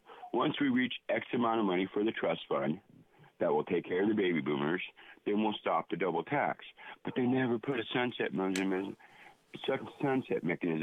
for the cap, so the cap remained. So all you baby boomers out there, you paid for your own retirement and you paid for your parents' retirement. So every time they try to take a dime from you, they're stealing from you. You paid twice as much as everybody else did. And the reason why I know that is I caught the tail end of that double tax. Okay? Now, what they're going to do to fix Social Security, they're probably going to raise the cap. What we got to do is we got to get them to lift the cap completely. Because if we can get them to lift the cap completely, then Social Security can expand no problem. Because it will pay for itself and have leftover money. And that's the bottom line. Paul, thank you for your call. You got a lot in there. Some of it's not totally right. I want to actually emphasize that your congressman told solution, me I'm 100% correct. Your solution, I'll tell you where you're not 100% correct. But your solution is 100% correct. We do need to lift the cap. Just get rid of it completely. We can make, right now, the payroll deductions, the revenue into Social Security, which is actually our FICA interest on the almost $3 trillion that is held in trust for the people, and taxes on some benefits. Those are the three streams of income. But that's actually, it's a regressive income stream, revenue stream into Social Security because of that cap. But the benefits of Social Security are so progressive because for lower income folks, you get more of your income replaced than higher income folks, that the whole system is progressive. If we lift the cap, we're only getting to proportional, but just that would be massively pushing in the progressive direction. I would even add more to make it actually progressive revenue and progressive benefits by doing something like actually taking an estate tax and dedicating it to Social Security as well. And then we can really start talking about what we need to do, which is increase benefits for everyone, expand Social Security. So, Paul, I want you to hear me that I'm agreeing with you on the actual issues and the solutions. So it's the big picture stuff. But there is just a few things that I'd love to send you a book that you can read by Nancy Altman, who's the president of Social Security Works. If you email me at alawson@socialsecurityworks.org, I can send you a copy of the book and our new book that's coming out. The thing is, the trust fund has always been part of Social Security. So it wasn't actually created because of what was happening when they looked at, when they projected into 1983 that there was going to be an action-forcing event where income was not actually going to be sufficient for outflow. And that led to the Greenspan reforms, which was a mixture of benefit cuts and tax increases. And that happened in 1983. And they didn't double tax the baby boomers, but baby boomers are pre-funding their own retirement, and so will everyone else. So the levels are actually going to stay the same. But you're right that baby boomers have been paying into a system to build up this surplus because the baby boom didn't happen by, didn't catch anyone unawares that this generation was going to need to draw down on Social Security. And the trust fund is doing exactly what it was set up to do. 6 times in the history, the trust fund has filled, and then you dip into the trust fund and back and forth. And I'll tell you the biggest issue that I have is that people have wrong, because there's a lot of propaganda out there, is people don't fully understand that the baby boom was not like a one-time thing and then it went away, which does happen, but that's not what happened here. The baby boom is the largest generation in American history until the millennials. the millennials are bigger than the baby boom, so it's actually more like a baby bulge, meaning that our pay-as-you-go system actually works. The financing of Social Security matches up. The only problem that we do have to make some decisions, but they're quite easy decisions to make, like scrapping the cap completely. And I would go one further and making it a progressive revenue. To which Richard? I will only add, because that was extremely informative and accurate, just remember, when you hear the phrase entitlement reform, it's a euphemism for letting old people starve and die. Absolutely true. And remember, when you hear balanced approach, that means that some rich person is going to punch you in the face once and say thank you that I didn't punch you in the face twice. That's the lingo in Washington, D.C. But the truth is that there's huge money involved in all this propaganda, Paul, and you really cut through it to get to the core issue, which is right now people don't pay in. The vast majority of people pay on 100% of their income. But somebody like Donald in the White House or Jeff Bezos, his nemesis. But the truth is, both of them stop paying into the system on January 1 each year, probably a few minutes into the year, depending on their income, because the truth is, even though these billionaires are supposedly all fighting it out and at odds with each other, that's not totally true. They're doing quite fine. And it's mainly them versus everyone else. So the answer is really clear. We don't need a balanced solution. We're not going to take a penny of benefit cuts. Not one penny of benefit cuts will we ever accept. It doesn't matter what's in the other hand, not one penny. What we're going to do is we're going to increase benefits for everybody, and we're going to pay for it by lifting the cap, scrapping the cap, and I say by dedicating something like an estate tax to Social Security. So, Paul, thank you so much for your call. You did get me onto my Social Security soapbox, which I love being on. So I thank you for that. We'll be right back with more of your calls right after this. Thom Hartmann. Visit ThomHartmann.com for audio and video archives. Taking more of your calls on the Thom Hartmann Program right after this.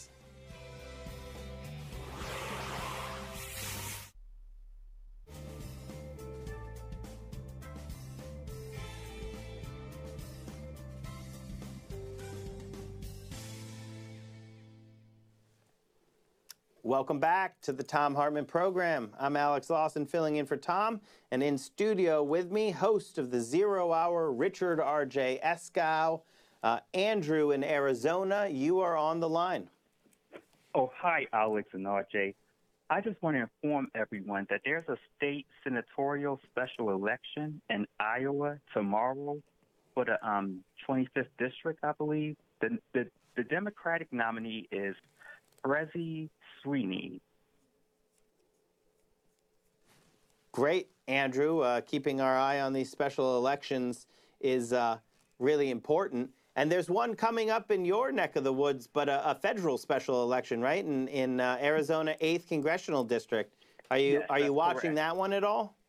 Yes, the Democratic, I believe the Democratic person is Hero Tipineri. She's a former ER doctor who's not taking any PAC money. So, she's definitely going to need help with small donations from everyone. That election is April 24th. So, Andrew, you got any insight from the ground on what that one looks like? I mean, it's a long shot district.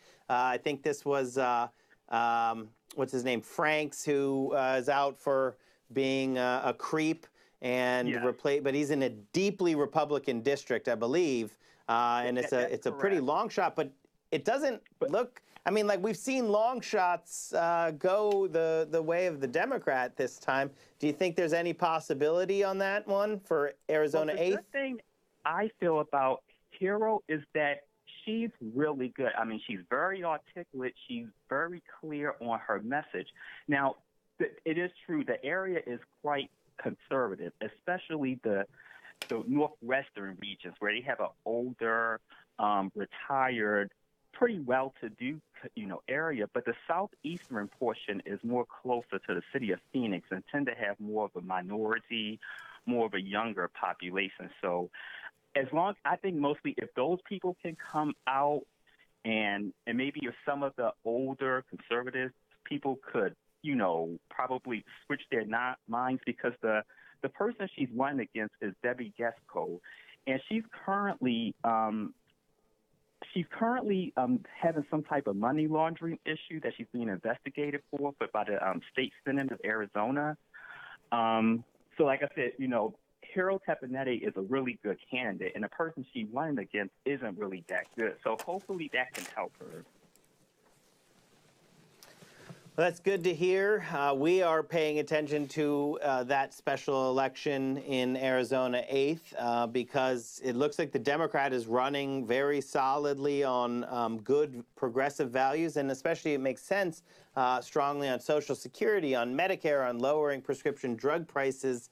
And, it is a long shot, but that's why if the Democrats can pull it off in that district, I think we'll see another whole wave of retirements there. Yep, and turnout is always the game in an off-year election and in a special election, so it makes absolute sense that Democrats like Connor Lamb and the one in Arizona are running on core issues because that's what gets the base out to vote. That's exactly what they should do. So thank you so much, Andrew, for your call. Very informative. Special election in Iowa tomorrow, and the special election in Arizona 8th. Coming right up in a couple weeks, I believe. You're listening to the Thom Hartmann Program. I'm Alex Lawson with Richard R.J. Eskow, and we'll be right back.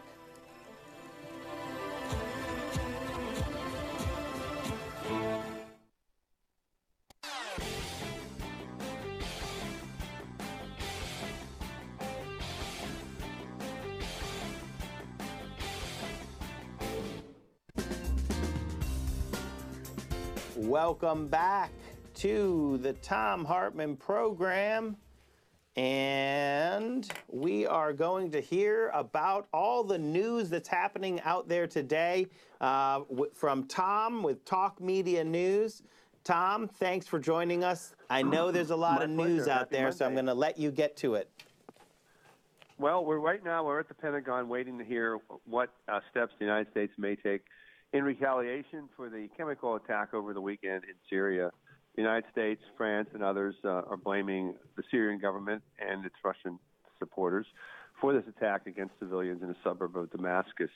This morning, Defense Secretary James Mattis was arriving at the Pentagon with the emir from Qatar, and reporters asked him ruling out airstrikes against Syria, and he said, "I don't rule out anything right now." Secretary Mattis rarely is so blunt like that. So when he says that, that's a big tip-off. I think that something's going to happen.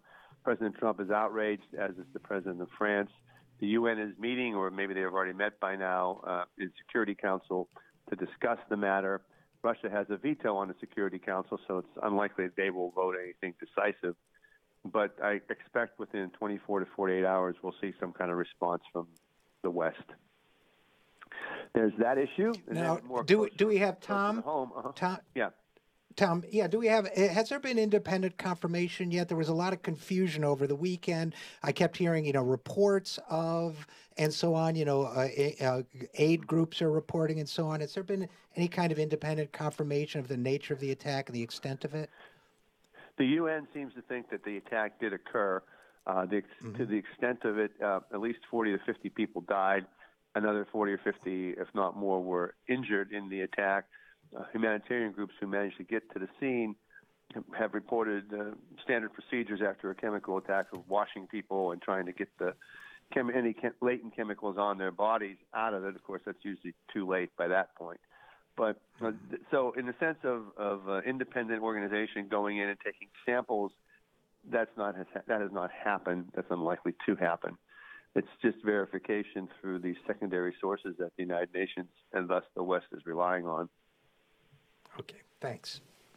Sure. What else is happening out there, Thom? Well, closer to home, we have U.S. troops heading to the Mexican border right now. They're part of President Trump's reaction to Congress not providing him money for the wall he wants to build on the border. So he's sending the troops to the border in an effort to stop what he says is a surge in illegal immigration. Numbers from Customs don't necessarily buttress that claim. The numbers have been down over the past year, although in March they did go up again. March, April, and May are the traditional months of larger attempts of illegal immigrants to enter the country. They're going to come from initially 2 states, Texas and Arizona, which are right there on the border. And New Mexico's governor also said that she supports the idea. Some governors up north, Oregon and Montana, examples, their governors said they won't participate. California, the jury is still out. Governor Brown didn't participate a couple of years ago when President Obama wanted troops to go to the border. And one of his predecessors, Governor Schwarzenegger, didn't participate when President Bush asked for some troops to the border. So California has a bipartisan history of not wanting to do this. So that's the other thing. That's the other military aspect going on as well. Finally, in another international thing, which strikes me as actually very fascinating, there seems to be some real progress toward the possibility of a summit between President Trump and President of North Korea, the leader of North Korea, Kim Dae-jung. Representatives from both sides have been meeting privately to set the agenda up for a possible summit. Here's what amuses me or bemuses me the most. One of the Korean requests, and it's not a demand, is North Korea has requested that the summit be held in their capital city, which I think would be a reach for the Americans to agree to. First of all, the PR bounce for the North Koreans to have it in their capital would be immense, and I don't think you would think either, that the Trump administration wants to give them that PR bounce.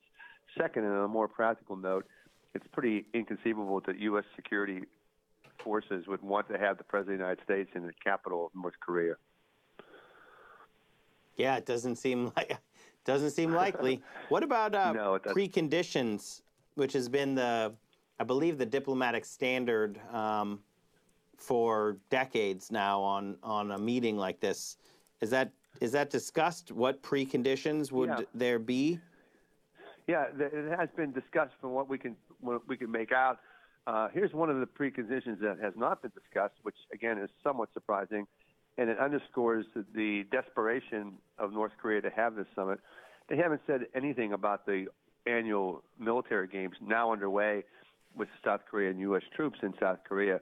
They happen every year, usually at the beginning of the year. They were delayed this year because of the Olympics in South Korea. They are underway now. They got started about a week ago, and they'll last through about April, maybe into early May. And North Korea usually denounces them as provocations and more words along those lines. They haven't said anything about those games. They didn't ask for those games not to be conducted, those war drills, as a precondition to talks. They have said nothing about it, which is a huge change in behavior. And they also have indicated that they're willing to talk about denuclearizing the Korean Peninsula. I think the preconditions that they'll expect from the United States is that Kim wants to be treated as an equal, however that's going to be defined. So he wants to make sure that he and President Trump are seen as equals in whatever events are happening, the events are staged, the outcome of the summit. You may remember about a week or two ago, President Kim, he paid a present. He went to China on a visit, the first time he's left his nation for a visit to a foreign country, and met with President Xi of China. I suspect that was China telling him to come and giving him some instructions on how to behave and how to approach this summit, because it's in China's interest as well that the summit is successful and tensions go down on the Korean Peninsula. Tom from Talk Media News, thank you so much for joining us here on the Thom Hartmann Program and giving us the news of the day. Thanks, Tom. I just want to give thanks also to Richard Arjaeska, host of the Zero Hour, who spent this hour with us taking calls. Richard, thank you so much. My pleasure.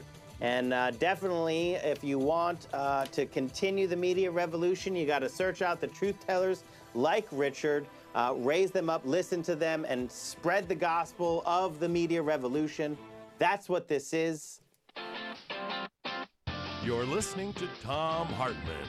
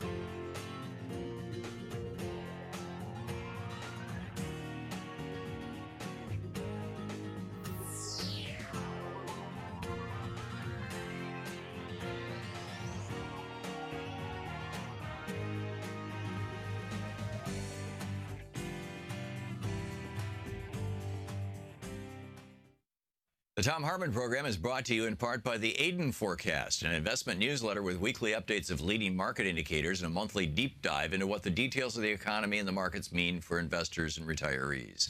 On the web at aidenmarkets.com. Wines have some of the highest pesticide levels in our food chain. This hour brought to you by ecowine.com. Pesticide-free wines, organic wines, imported from France by the Organic Wine Company, ecowine.com. The Thom Hartmann Program is brought to you in part by Super Beets. Super Beets are sourced from non-GMO beets, and they're packed with dietary nitrates, helping to produce nitric oxide for more energy, stamina, and support for healthy blood pressure levels naturally. Call 800-568-9889 or go to tomsbeats.com. That's 800-568-9889, Tom's Beets, THOMSBEETS.com.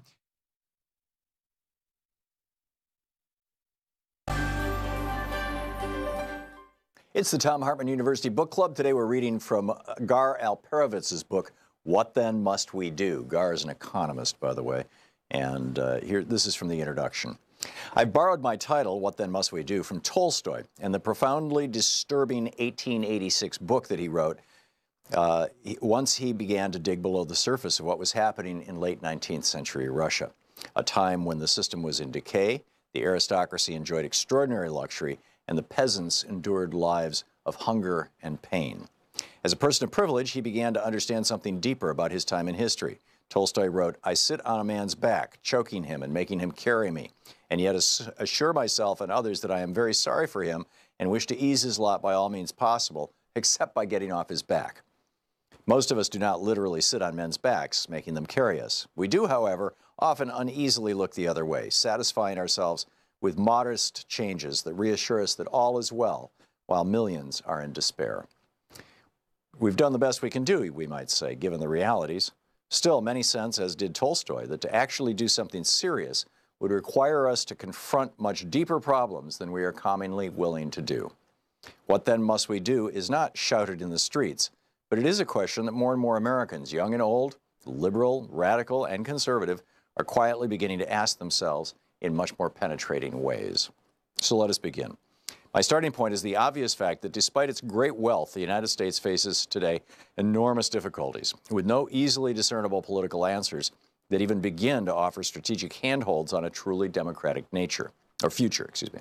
Elections occur and major fiscal debates ensue, but many of the most pressing problems facing ordinary citizens are only marginally affected, and in many cases in ways that increase burdens, not reduce them. The issue is not simply that our situation is worrisome, however. It is that there are growing reasons to believe that we in fact face systemic problems, not simply political ones. Systemic problems in the fundamental, not the superficial sense. In the pages ahead, I will suggest that our nation's truly critical problems are built into the very structure of the economic and political system.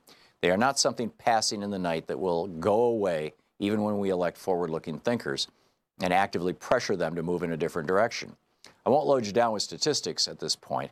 A couple of obvious reminders, however. Not only has the economy been stagnating for a long time, but for the average person and the average family, things have been bad for a very long time.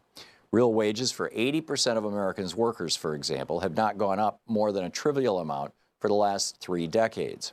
At the same time, income for the top 1% has jumped from nearly 10% of all income to roughly 20% of all income.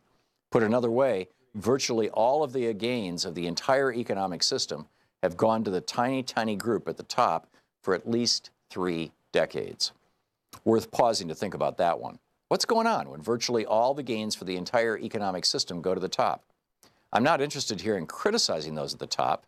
The question is, we can do that later, the question is, what is going on with the system when this kind of thing happens and continues to happen in an ongoing way, year after year, decade after decade? Another reminder, almost 50 million Americans live in officially defined poverty. The rate is higher, not lower, than in the late 1960s, another disturbing trend marker. Moreover, if we use the measuring standard common throughout the advanced world, which considers the poverty level to be half the median income level, the number would be just under 70 million, and the rate would be almost 23% of all Americans living in poverty. That is to say nothing of steady increases in global warming and an unemployment rate that, if properly measured, is stuck in the range of roughly 15%. At the most superficial level, Washington, as the saying goes, is broken. Give or take an occasional gain in selected areas, the political system is simply incapable of dealing with the deeper challenges. Its focus on deficits it focuses on deficits, not answers. Long trends that don't change are a clear signal that it's not simply the modern period of partisan bickering and congressional stalemate that is causing the problems.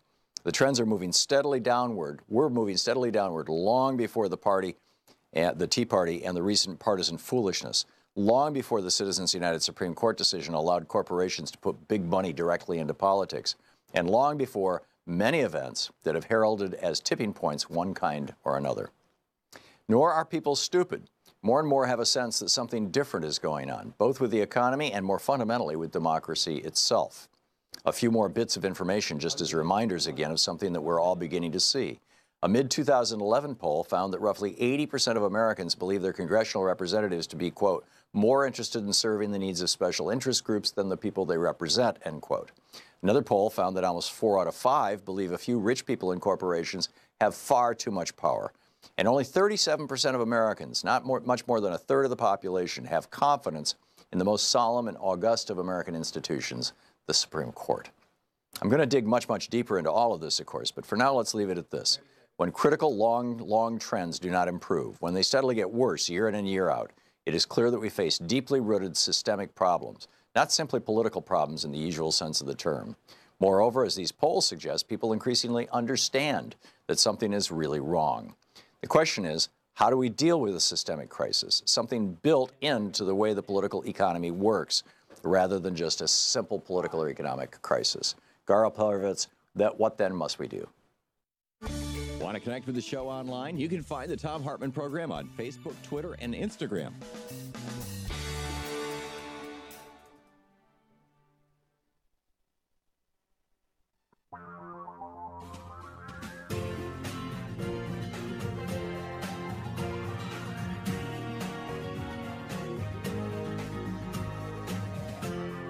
This is the Thom Hartmann Program.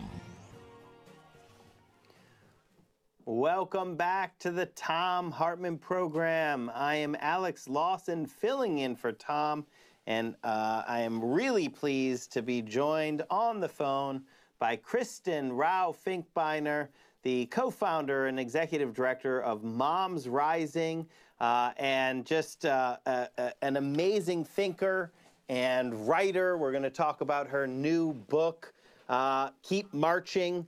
But also, Kristen has a show, Breaking Through, that's produced on We Act Radio, and Kristen's been a leader at the vanguard of the media revolution, a stalwart truth teller. Thank you so much for joining us, Kristen, on the Thom Hartmann Program.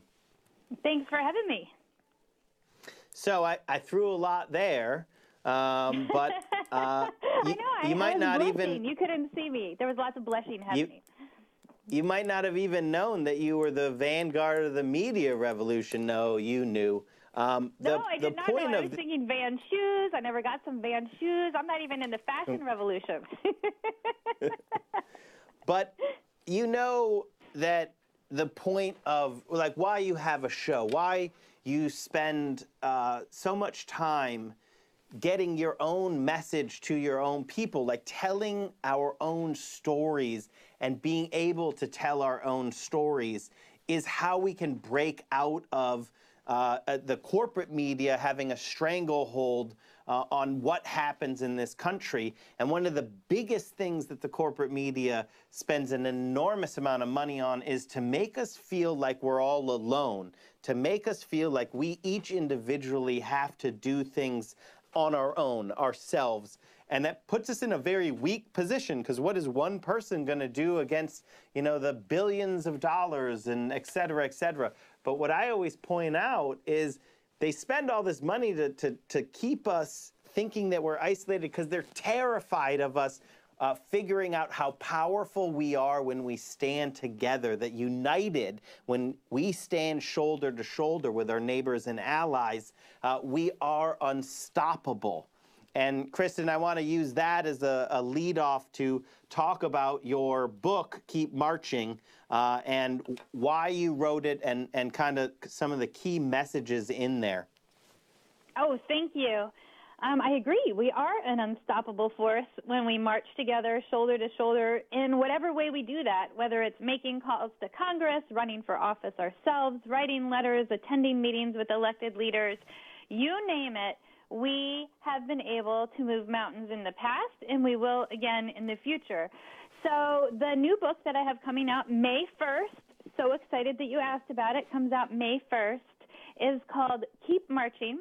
It's called How Every Woman Can Take Action and Change the World. So it has a proactive policy agenda for pushing our nation forward, even as Donald Trump and his like are pulling our nation backwards.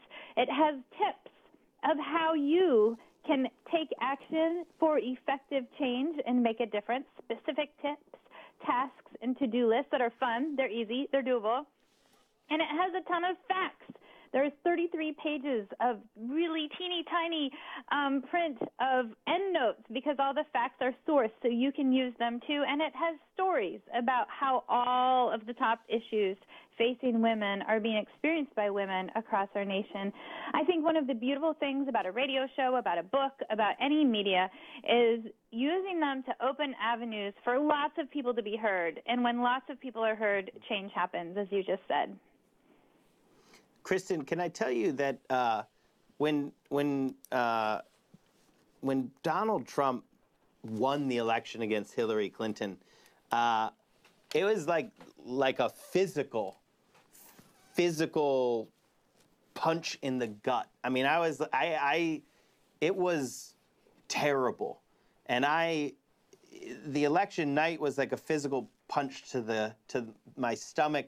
But I had like a deep malaise, like a funk. I was scared, and I didn't actually feel okay, like really okay, until the day after Trump's inauguration. And this is completely honest, that it was the Women's March where I saw people come out in numbers. It was so amazing. And I've been doing this not that long, but long enough. I looked at the DC turnout and I was like, wow, that is an amazing number.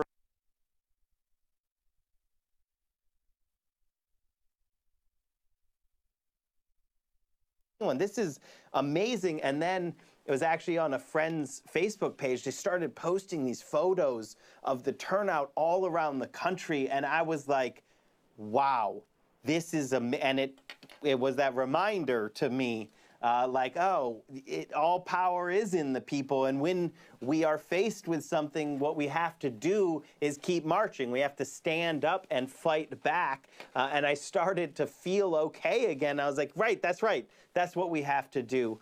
So I just want to say that in kind of light of what your book is saying about power and how we have to keep driving forward, marching forward on this. I also say often on this show that we only lose when we forget what we're fighting for. And I think that's such a danger in the Trump era, is that we're always on our heels, right, defending against his attacks on the ACA, trying to destroy our health care. But you have a proactive agenda, and you've consistently pushed a proactive agenda. Can you just kind of tell me, everyone who's listening to the Thom Hartmann program about that and what drove you to push this book out on May Day this year? Thank you. So the book's titled Keep Marching for a reason. You named one of the big reasons is that, the day after the inauguration, more people turned out on the streets than for the day of the inauguration, which was a really strong message about what had just happened on November 2016. And let's just have a little moment to talk about what happened in November 2016. Only 26% of people voted for Donald Trump. He was voted into office because so few people who are eligible to vote are registered to vote, and so few people who are registered to vote turned out to vote. So when we're talking about Keep Marching, we're talking about keep marching for a proactive agenda, but keep voting. And right now, make sure that everybody you know, not only you, but everybody you know, is registered to vote and ready to vote in the upcoming elections. So the policies that are in the book, Keep Marching, really start out with talking about an intersectional lens and how we can't talk about policies right now or at any point in time, really, without talking about how gender justice, racial justice, and economic justice are tied together and how one can't happen without the other. So then the next area we go into is what's happening with unfair pay. And it turns out women are still experiencing massive unfair pay.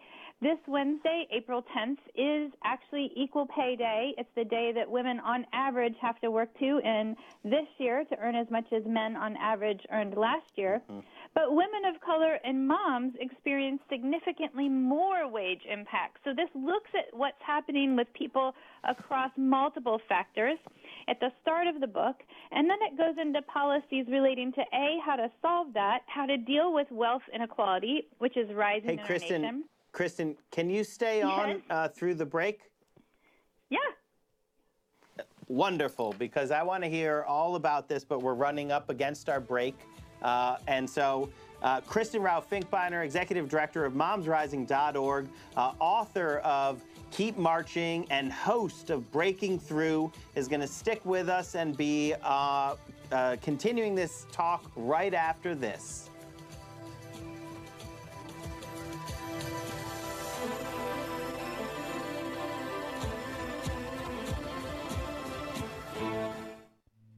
This is the Thom Hartmann Program.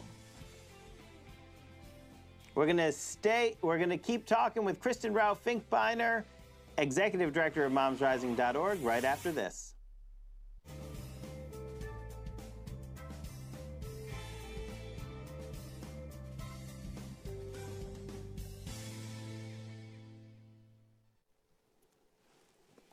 We're back on the Thom Hartmann Program. I still am joined by Kristen Rao-Finkbeiner on the phone with us. Kristen, I usually take a call during this short segment, and then we'll come back and we can continue talking about your book. Does that sound good to you?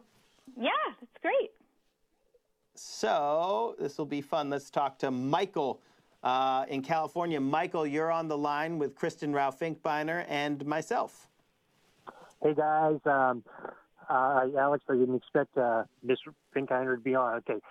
If it's true that the children of a nation are the future of that nation, given the fact that in America, 91% of our kids attend public schools and only 9% of our kids attend private schools, that would mean multi-billionaire Betsy DeVos, and she's trying to destroy public education, would only benefit 9% of our kids. So if those 9% follow in the footsteps of their parents by not believing in climate change, by gutting the EPA, and by continuing to let Wall Street rip the soul out of our troubled communities, if these teacher strikes fall on deaf ears in the red states, and if our country can't see that public schools are the lifeblood of our future, how many years do you think it will take our country to recover from DeVos's devastating experiment? Thank you, Alex and Kristen. Thanks for your call, Michael. Kristen, you have any? I got lots of opinions on Secretary DeVos. You want to reply to Michael? Sure. I think we're mid-recovery now. As the proud parent of public school students, I see every day public school students and teachers organizing. So we just had March 14th walkouts in thousands and thousands and thousands of high schools across the country. We see a resurgence of young people speaking their own voices and taking action in their own way across our nation. So in terms of the timeline for recovery, I think we're mid-recovery. I think we're at the top of the apex of disaster, and we're going to come into these midterm elections with a lot more people voting, including a lot more young people voting. And then we're going to come into the next presidential election when we'll see a sea change, hopefully, knock on wood, light a candle for luck, in terms of who's at our helm of our country, which, of course, would change who is at the helm of our national education department.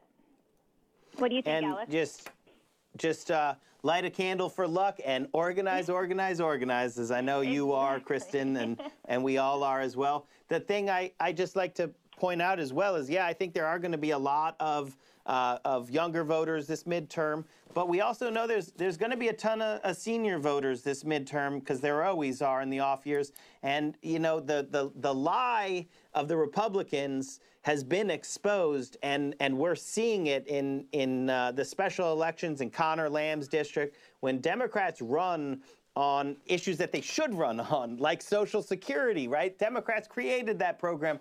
Democrats want to keep it safe, want to expand it. Republicans always try to destroy it. Medicare, same thing. Medicaid, they spent the first year of Trump's presidency trying to destroy Medicaid. People understand that, and I think we're going to see it in November. We're going to see that the Republicans' lie has been exposed.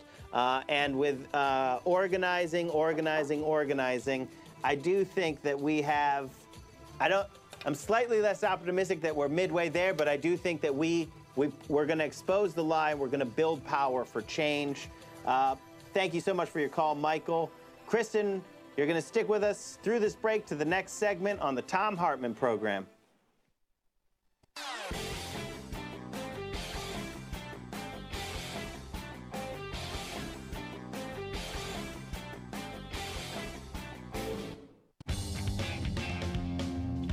Welcome back to the Thom Hartmann Program. I'm Alex Lawson, filling in for Tom. And on the phone with us still, Kristen Rao-Finkbeiner, the Executive Director of MomsRising.org, the author of Keep Marching, and the host of Breaking Through.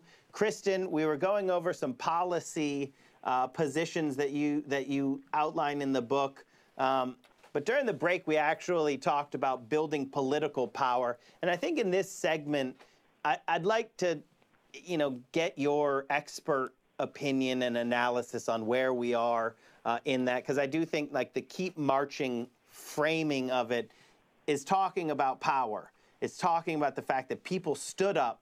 People have rejected this Trumpist agenda. And there's a clarion call for power in your book and in your work, that we have to keep marching. We have to keep walking forward and building that country that we want to live in. Where do you think we are in that process, in your political analysis? Well, one of the things we were just talking about with the caller that came in is where we are in that political process. We referenced the kids in high schools across the country who walked out, but what we didn't talk about is what happened a couple weeks after the March 14th walkouts. There were national marches across the country led by the students, the high school students from Parkland, Florida. And one of the things that is very important in that moment is that for the people who were there, you looked around and you saw that for every high school student, there were probably at least 6 other people who were supporting them. An adult teacher who votes, grandparents who care about their grandchildren, parents who care about their children, community members who care about the school safety in their communities. So we're seeing this resurgence rising up from young people, from women, that includes whole communities of other people along with them. So often we talk about specific groups of people standing up alone, the Women's March, the Students' Marches. But what we don't talk about is that that is the tip of the iceberg in the sea change that's happening right now in the United States of America. You referenced, Alex, some of the really interesting data coming in from the early voting showing increased turnout among Democrats. And we need to make sure that turnout stays increased all the way through. We have to keep the pedal to the metal. We have to keep marching. We have to keep voter turnout increase up. We have to keep marching on the streets up. And we have to keep pushing for public policies up. And that's working too. Just here in Washington State last week, we had the governor sign into law the strongest equal pay legislation in the country. So we're seeing lots of states, including 38 other states, who are looking at similar policies, move forward proactive policy as we have absolute ridiculous disaster at the federal level led by the one and only Donald Trump of doom. But we do see change happening. We do see power growing, and we do need to keep it up because we're not there yet. And the other thing is, there is no there yet. We need to make sure that we understand that democracy isn't a spectator sport. And we can't fall asleep at the wheel of democracy, because what happens when we do that is we end up with somebody like Donald Trump. So this isn't just to get rid of Donald Trump in the next election cycle just to change Congress in the midterms. This is really to stay engaged and take back our nation. I couldn't agree more, Kristen. So I do have like one thought is, you know, you say it's not like one people standing up. It's not just the students. It's the community around them who are supporting. And I think that's absolutely true. But I want to say that I've seen something since Donald Trump was elected that I want to put out there and see what you think. I feel like when we even say the resistance, when we were fighting against Trump Care, I got to go around the country with John Bowser Bauman. We did a lot of events, and, you know, we won that fight. I will say that women were leading this fight. Just time after time after time, women were leading this fight. Little indivisible chapters outside of Las Vegas, Nevada, for example. It was half a dozen women who were there holding vigils every week, week after week after week. And the West Virginia teachers strike, Mike Elk, who's a journalist who was covering that, was pointing out, you know, women are at the vanguard of this fight against Donald Trump and building power to build a progressive future. Do you think I'm off on that, or are you seeing the same thing, that women are really in the fight? The resistance is very much made up of women. There are other people involved as well, but I'm just seeing that. It's true. Actually, data points that it's true. One data point found that over 86% of people who were making calls to protect the ACA, to protect health care for 30 million people, were women. At Moms Rising, we have over 1 million members, including members in every state in the nation, and we have had a threefold increase in engagement just in the last year alone, and we are growing rapidly. We're seeing people taking action across a wide spectrum of issue areas, from protecting all immigrant families and the dreamers, to health care, to fair pay, and to protecting the safety net, which is under direct threat right now. So women are definitely rising, engaging our communities along with us, and taking action. So, Kristen, with that, I invite you to please get a direct plug of your book, Keep Marching. Last 30 seconds here. Where should people go to get a copy, to pre-order it? How can people find out more about momsrising.org? Thank you so much. People can go to Amazon, to Barnes & Nobles, to IndieBound, to really any bookstore in the country right now that's online, and pre-order a book. That is really helpful because right now pre-orders count for much more than normal in our current book environment. It comes out May 1st and will be available in any bookstore near you on May 1st, so I hope you pick up a copy. There's also book discussion guides, and we're starting Keep Marching circles for people to talk about the book together, talk about the topics, talk about getting out the vote and their plans for taking back America. So that's happening, and you can get that at www.momsrising.org. Again, www.momsrising.org. All proceeds do go to the organization to keep doing the good work. Kristen, Ralph, Finkbeiner, thank you so much for joining us on the Thom Hartmann Program. Listening to the Thom Hartmann Program. Call 202-808-9925. You can find out more information about Kristen's book at momsrising.org.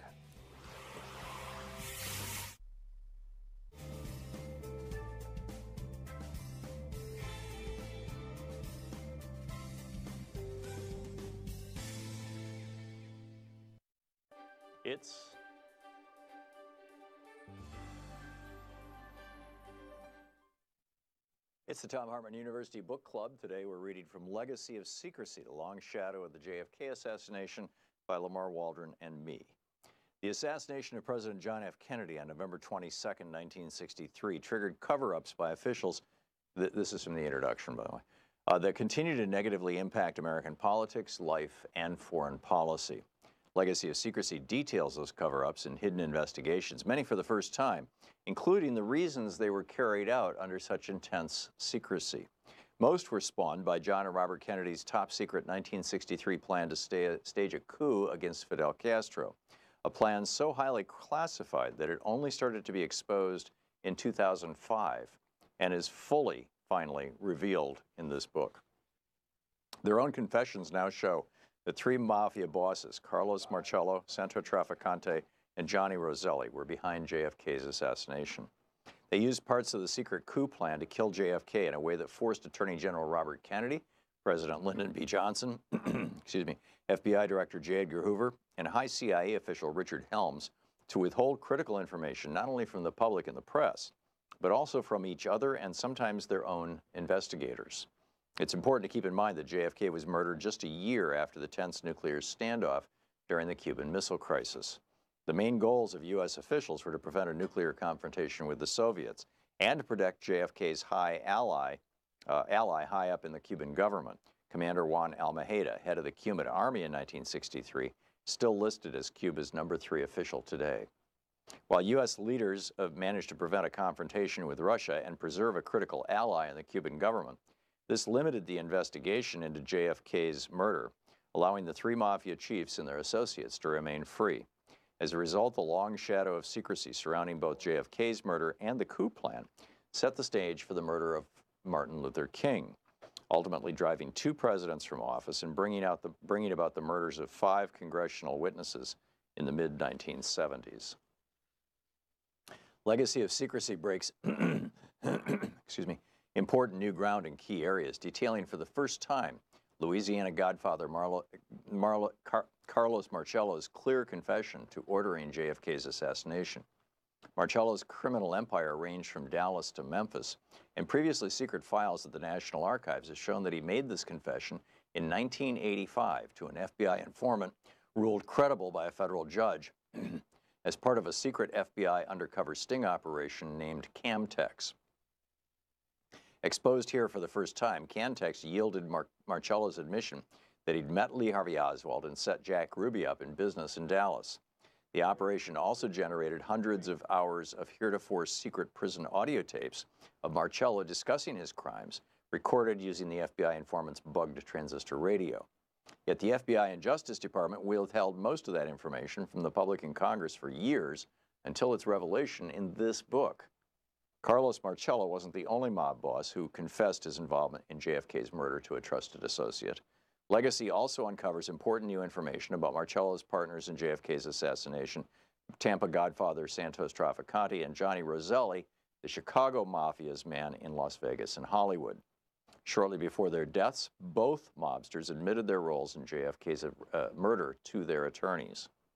2 of their associates with documented ties to the secret JFK Almeida coup plan likewise confessed.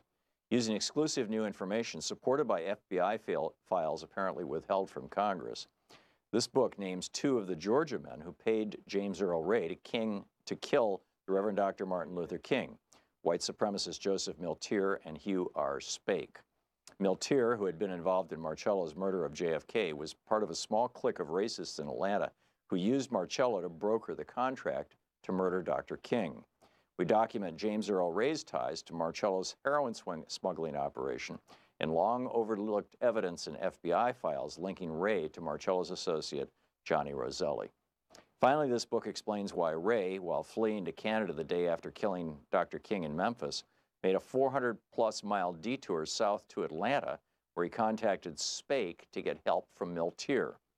In 1979, the last congressional committee to investigate the murders of JFK and Dr. King, the House Select Committee on Assassinations, concluded, quote, that Trafficante, like Marcello, had the motive, means, and opportunity to assassinate President Kennedy, end of quote from the congressional report. The HSCA had been created in the wake of Roselli's sensational murder, but the HSCA was unable to establish direct evidence of Marcello's complicity. And the same was true for Trafficante and Roselli, because the CIA, FBI, and other federal agencies withheld so many relevant files. The HSCA, headed by civil rights figure Louis Stokes, also concluded there was a likelihood of conspiracy in the assassination of Dr. King and that financial gain was James Earl Ray's primary motivation. But they were unable to determine who had paid Ray or how the conspiracy had worked because the FBI and other agencies had hid critical files. With the help of more than 24 associates of John and Robert Kennedy, backed up by thousands of recently released documents at the National Archives, many of which are quoted here for the first time, Legacy tells the full story denied to Congress and the American people, legacy of secrecy. Want to connect with the show online? You can find the Thom Hartmann Program on Facebook, Twitter, and Instagram.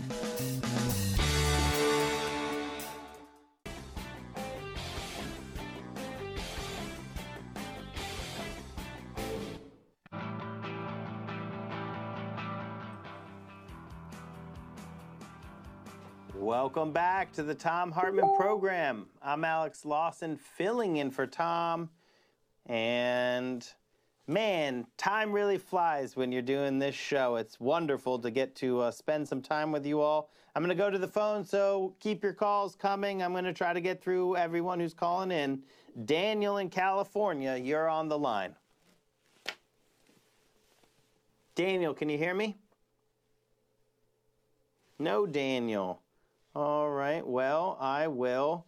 Then, I should have probably said this right at the beginning, but again, thanks to everyone who joined us, but Kristen Ralph Finkbeiner, when I list truth tellers, if I ever leave out Kristen, I'm doing a great disservice to you all who haven't listened to her show, Breaking Through.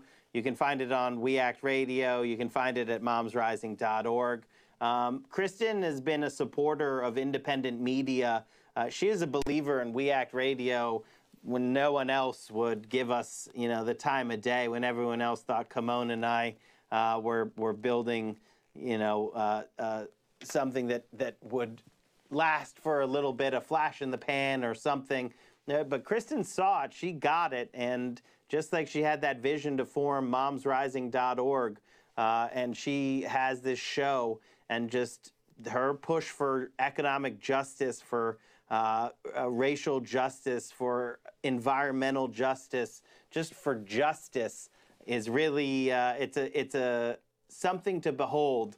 So check out her book, Keep on Marching, and I do like that it is being released on May Day this year.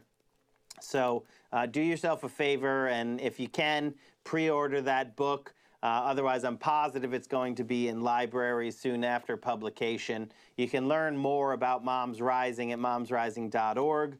And thank you to Kristen for joining us on the Thom Hartmann Program.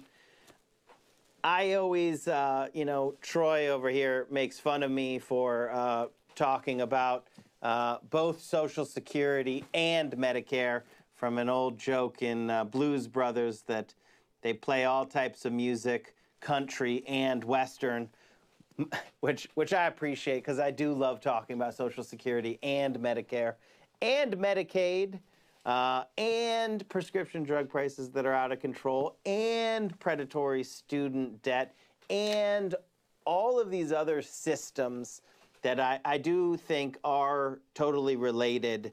That's actually one system, and Social Security and Medicare are just sort of one expression of it.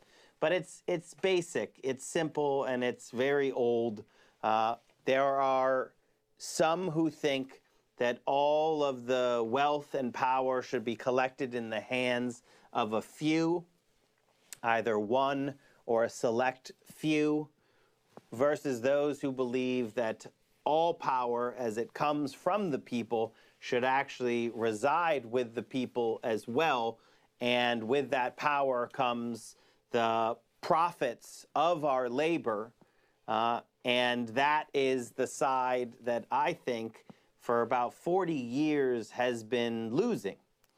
The side that says, you know, it's my labor that creates the wealth. It's my person that creates the power, and I should share in that wealth and power, not create it for these select few billionaires who are hoovering up all that power and money. And I know you've seen the graphs time and again, and for the last 30 years, all the gains of productivity have gone to the tippy top 1%, but more like the 1/1000th of 1%, while workers' wages have stayed flat Productivity has gone up, but wages for the vast majority of people have stayed flat. And I talked about it briefly with Richard when he was joining us, that a part of making this system work is to make the people, us, feel responsible for what the system does, which is chews people up and spits them out. And the propaganda is to make us blame ourselves for the failings of the system. Although that's a little generous. It's not the failings of the system. It's actually the mechanism working perfectly. It's that the system is set up to benefit this handful of super wealthy. The dozens of people who own as much wealth as the bottom 50% of humanity. I mean, like, just comprehending that is impossible. We have to do everything we can to help people locate the problem, not in them. It's not a personal failing to get sick. It's not a personal failing to have listened and bought a house and found yourself with a mortgage. It's not a personal failing to have listened and to take a loan to go to school and now finding yourself with a unpayable amount of debt. It's a system that's failing. It's the system that's failing us. And that's why we need to build a new system, which we're going to be able to do as soon as we actually are able to tell the story the right way, which is what we're doing here on the Thom Hartmann Program, is telling the story of how this actually works. That these greedy liars on Wall Street, they steal our money, they take a piece of that money, and they buy politicians with it so that those politicians enact policies that allow these greedy liars on Wall Street to reach into our pockets, to steal our money, to give a piece to the politicians, and it just goes round and round and round like that until we, the people, stand up and we say, stop. We're not going to do that. In fact, the government has to work for the people. And when the government works for the people, what that means is we're going to go to Wall Street and we're going to demand that they pay their fair share in taxes. And we're going to use those taxes to expand Social Security, to increase benefits for everyone, to expand Medicare, to improve Medicare. Let's add dental and hearing and vision, and then let's expand it to everybody, to make college debt-free. And then let's cancel the debt that's out there. There's so many things that we can do when the government works for the people, and it's not like it hasn't before. This is a rare situation and a new situation that we find ourselves in. That's what I want everyone to always remember. And when it comes to things like healthcare, I mean, you don't even have to look far. You can look at Canada to see that we can do it. We can guarantee healthcare for every single person in this country. But you can also look at Canada and see that if we don't take on the pharmaceutical companies at the same time, we're going to end up paying the highest prices for drugs, right? The U.S. pays the highest prices for drugs. Canada is the second highest prices for drugs. 1 in 5 Americans and 1 in 5 Canadians both skip prescribed medications because they cannot afford them. So when we expand Medicare to cover everyone, we have to take on the pharmaceutical companies. We have to break the pharmaceutical companies' stranglehold and their ability to charge these outrageous prices. And when politicians do that, when they fight for things that are popular, they're going to find that they're popular. To me, my favorite thing recently is when people try to diagnose or figure out, what made Bernie Sanders so popular? Why is he treated like all of the Beatles combined into one when he shows up in an event right now? And I like to just, how are they missing? If you fight for things that are popular, you will be popular. That's how it works. If you fight for things that only Wall Street wants, sure, they're going to drop bags of money on you, but money doesn't vote. and you're going to lose because the people are wise now. You have people like Kristen Ralph Finkbeiner in her book, Keep Marching. You've seen this, millions of people. I saw a stat, and I can't remember where it's from, so I'm just saying I saw it. There was a survey recently done that 1 in 5 Americans had never participated in protest before, but have in the last year. That 1 in 5 Americans have engaged in a way that they never have before. They stood up and they demanded action. And that is hope. That is where we should find our hope and our vision for the future. That people are waking up and understanding their own power. That when they stand up and they demand change, we literally are unstoppable. So I want to just ensure that everyone gets this. It is a sort of cycle that we need to do. We need more people to understand the truth. We need more people to diagnose the problem is the system. It's not a personal failing. It's the system. The racial inequity that we see in this country is not a failing of any person. It's a system that's set up to perpetrate that. And that means that we can change the system. We just need to create the political will to do that. And that's what we're doing right here by being part of the media revolution. So thank you so much for listening to the Thom Hartmann Program. We're going to be back with more right after this on the Thom Hartmann Program. I'm Alex Lawson, filling in for Tom, and we will be right back.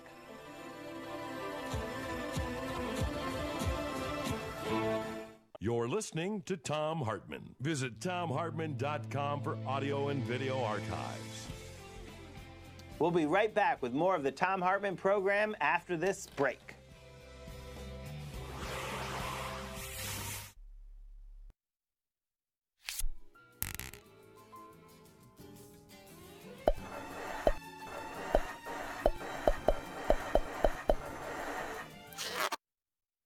Would you like to know the 10-step process for impeaching a president of the United States? Now, bear in mind, no president in American history has been convicted on articles of impeachment. Only 2 presidents so far have been impeached and had that impeachment go to the Senate for trial. The first was Andrew Johnson in 1868, when the Senate came 1 vote short of convicting him. The next was 131 years later in 1999, when Bill Clinton's impeachment went to the Senate. 50 senators voted to convict Clinton, 17 votes short of what was needed. Richard Nixon resigned early in this process, before the House had even voted on articles of impeachment. And then his successor, who had been his vice president, Gerald Ford, gave Nixon a full and unconditional pardon for any crimes he might have committed against the United States while president. Now, here's how the impeachment process works. It all revolves around Article 1, Sections 2 and 3 of the Constitution, and rules in the House and the Senate implementing those provisions. Step 1, it starts in the House Judiciary Committee when a majority of the members vote in favor of what's called an inquiry of impeachment resolution. Step 2, that resolution goes to the full House of Representatives, where a majority has to vote in favor and then votes to authorize and fund a full investigation by the Judiciary Committee into whether sufficient grounds exist for impeachment. Step 3, the House Judiciary Committee investigates. That investigation doesn't have to be from scratch. It can rely on data and conclusions of other investigations undertaken by, say, the FBI. Step 4, a majority of the Judiciary Committee members decides there are sufficient grounds for impeachment, and the committee issues a resolution of impeachment, setting forth specific allegations of misconduct in 1 or more articles of impeachment. Step 5, the full House then considers that resolution and votes in favor of it, as a whole or on each article separately. The full House isn't bound by the committee's work. The House may vote to impeach even if the committee doesn't recommend impeachment. Step 6, the matter then goes to the Senate for a trial. The House's resolution of impeachment becomes, in effect, the charges in this trial. Step 7, the Senate issues a summons to the president, who's now effectively the defendant, informing him of the charges and the date by which he has to answer them. If the president chooses not to answer or appear, it's as if he entered a not guilty plea. Step 8 is the trial in the Senate. In that trial, those who are representing the House, that is the prosecution, and counsel for the president both make opening arguments. They then introduce evidence and put on witnesses, as in any trial. Witnesses are subject to examination and cross-examination. The trial is presided over by the Chief Justice of the Supreme Court, who has the authority to rule on evidentiary questions or may put such questions to a vote in the Senate. The House managers and counsel for the president then make closing arguments. Step 9, the Senate meets in closed session to deliberate. Step 10, the Senate returns in open session to vote on whether to convict the president on the articles of impeachment. Conviction requires a 2/3 vote by the Senate. Conviction on one or more articles of impeachment results in removal from office. Such a conviction also disqualifies the now former president from holding any other public office, and it doesn't bar additional legal proceedings against that former president and punishment. So there you have it, the 10 steps that must all take place to impeach a president. This knowledge may come in handy.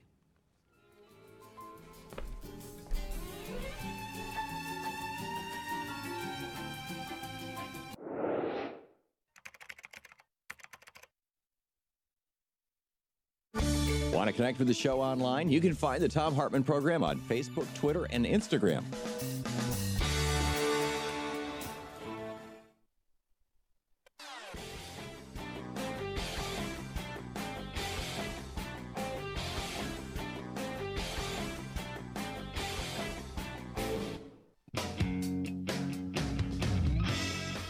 Welcome back to the Thom Hartmann Program. I'm Alex Lawson, filling in for Tom.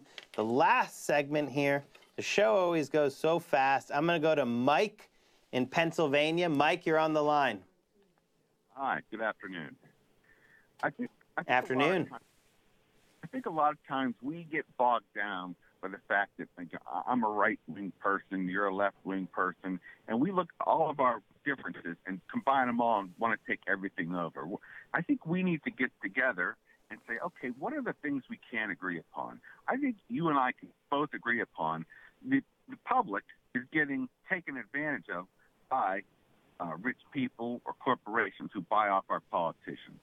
I don't think anybody can disagree about that. Now, me and you can get together and say, okay, let's stop this, whether through public financing or term limits, but we both need to come together on something we both agree upon. And let the other stuff, let it alone for now. We'll worry about the rest of the stuff later. But this is one thing we can start with. We get that figured out, then it's easier to figure out the other problems. But until we can each have a fair saying in our government, which neither of us do, it just keeps maintaining the same thing. We keep arguing over things that will not change ever. So let's change the one thing that we both agree upon. Mike, that's I think that's a great point. I'm not as sure how we're going to accomplish that agreeing on one issue, but I will just go to this Chomsky quote, which I think explains what you're talking about, and I think what we're up against, which is the best, he says, I'm going to paraphrase, the best way to control people is to define the limits of the debate and then encourage vigorous debates within those limits. So it looks like there's this huge debate going on and people are arguing and they feel very passionately about what they're saying, but the fact is the limits of the debate have been set and you're not allowed to talk outside of those limits.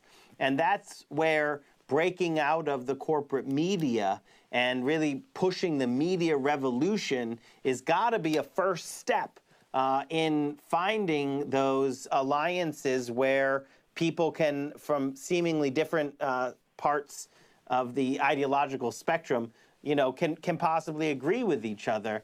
Now, I think there's also some bright red lines that I'm never going to make common cause with a fascist, even if that fascist also hates Wall Street. I'm just not going to make common cause with the person who runs on hate. But I do think that that's not that's not the median person out there. I think that's a very small example. and that the vast majority of the American people actually just want a system that's working for them. And that's where we can build that common cause with, I think, the understanding from me, or what I think is a necessary first step, is that we break out of the stranglehold of the corporate media. So, Mike, thank you so much for your call. I'm going to try to get through the rest of these calls as quickly as I can. Denise in Chicago, you're on the line. Well, hi there. I'm so glad I got you. I'll be really quick. My conversation was centered around, you're talking about student loan.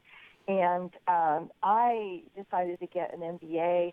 I was over 50 at the time, and I needed to refresh my education because I was competing against MBAs in the marketing field. Let me tell you what's gone on during that time. It was in 2010. The economy has affected the industry and the jobs I've been in. Myself and other people at our age now, I'm 59, and I have not had a job for more than 6 months to a year over the last 8 years because all I can get is contract work. I have a $50,000 school loan. Nobody talks about people who went back to school and were taken advantage of because we have to compete, and the system being rigged as it is, you have to have an MBA. Then when you get your MBA, you're overqualified, and then I'm told I'm overqualified, you're going to get bored. And I'm ready to just call, what's that phrase by the new millennial crowd? I call, you know what? It's pretty crummy, and I feel like I've been taking advantage of the system. How do I pay back a $50,000 loan when companies saying I'm overqualified, and then jobs that are within my age range, I guess, or compensation are few and far between? Denise, unfortunately, your story is all too common out there, and you're talking about so many things in the system coming together. Age discrimination, taking advantage of workers, pushing people into that they need to go back to school and load themselves up with all of this debt. To do so. I mean, all of these things playing together. Yes, please, go ahead. Can I add one more thing? And now the new deal is even though you've got degrees in MBA, now it's about certifications, a project management certification, a procurement certification, a regulatory certification. I said, I live these jobs, but the people who are spending the extra $1,500 to $2,000 on top of all this are getting all these certifications now. And companies, if you're in the company, they'll pay for it. But that's added on top of the load of your education. It's a scam. I don't know what to do. Denise, I hear you. And there's another caller who wants to talk about the teacher union walkout in Oklahoma. And I can't take that call because we're out of time. But what I can say is that they're intimately related, because what we have to do is we have to keep marching. We have to stand shoulder to shoulder and see that this is a system that's rigged against us. It's rigged against you, Denise, and it's a failing of the system. But when we stand together, when we stand shoulder to shoulder, we cannot be stopped. So we have to keep on marching, we have to keep organizing, and we have to keep spreading the media revolution with truth tellers like the Thom Hartmann Program. Thank you so much for listening to me, Alex Lawson, as I guest hosted the Thom Hartmann Program. Always a pleasure. Tom's going to be back tomorrow. Thanks so much. This is the Thom Hartmann Program. For audio and video archives, visit thomhartmann.com.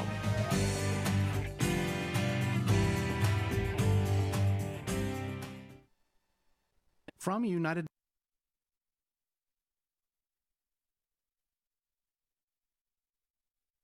The Thom Hartmann Program is brought to you in part by the Aiden Forecast, an investment newsletter with weekly updates of leading market indicators and a monthly deep dive into what the details of the economy and the markets mean for investors and retirees. On the web at aidenmarkets.com. Wines have some of the highest pesticide levels in our food chain. This hour brought to you by ecowine.com. Pesticide-free wines, organic wines, imported from France by the Organic Wine Company, ecowine.com. The Thom Hartmann Program is brought to you in part by Super Beets. Super Beets are sourced from non-GMO beets, and they're packed with dietary nitrates, helping to produce nitric oxide for more energy, stamina, and support for healthy blood pressure levels naturally. Call 800-568-9889 or go to tomsbeats.com. That's 800-568-9889, Tom's Beets, THOMSBEETS.com.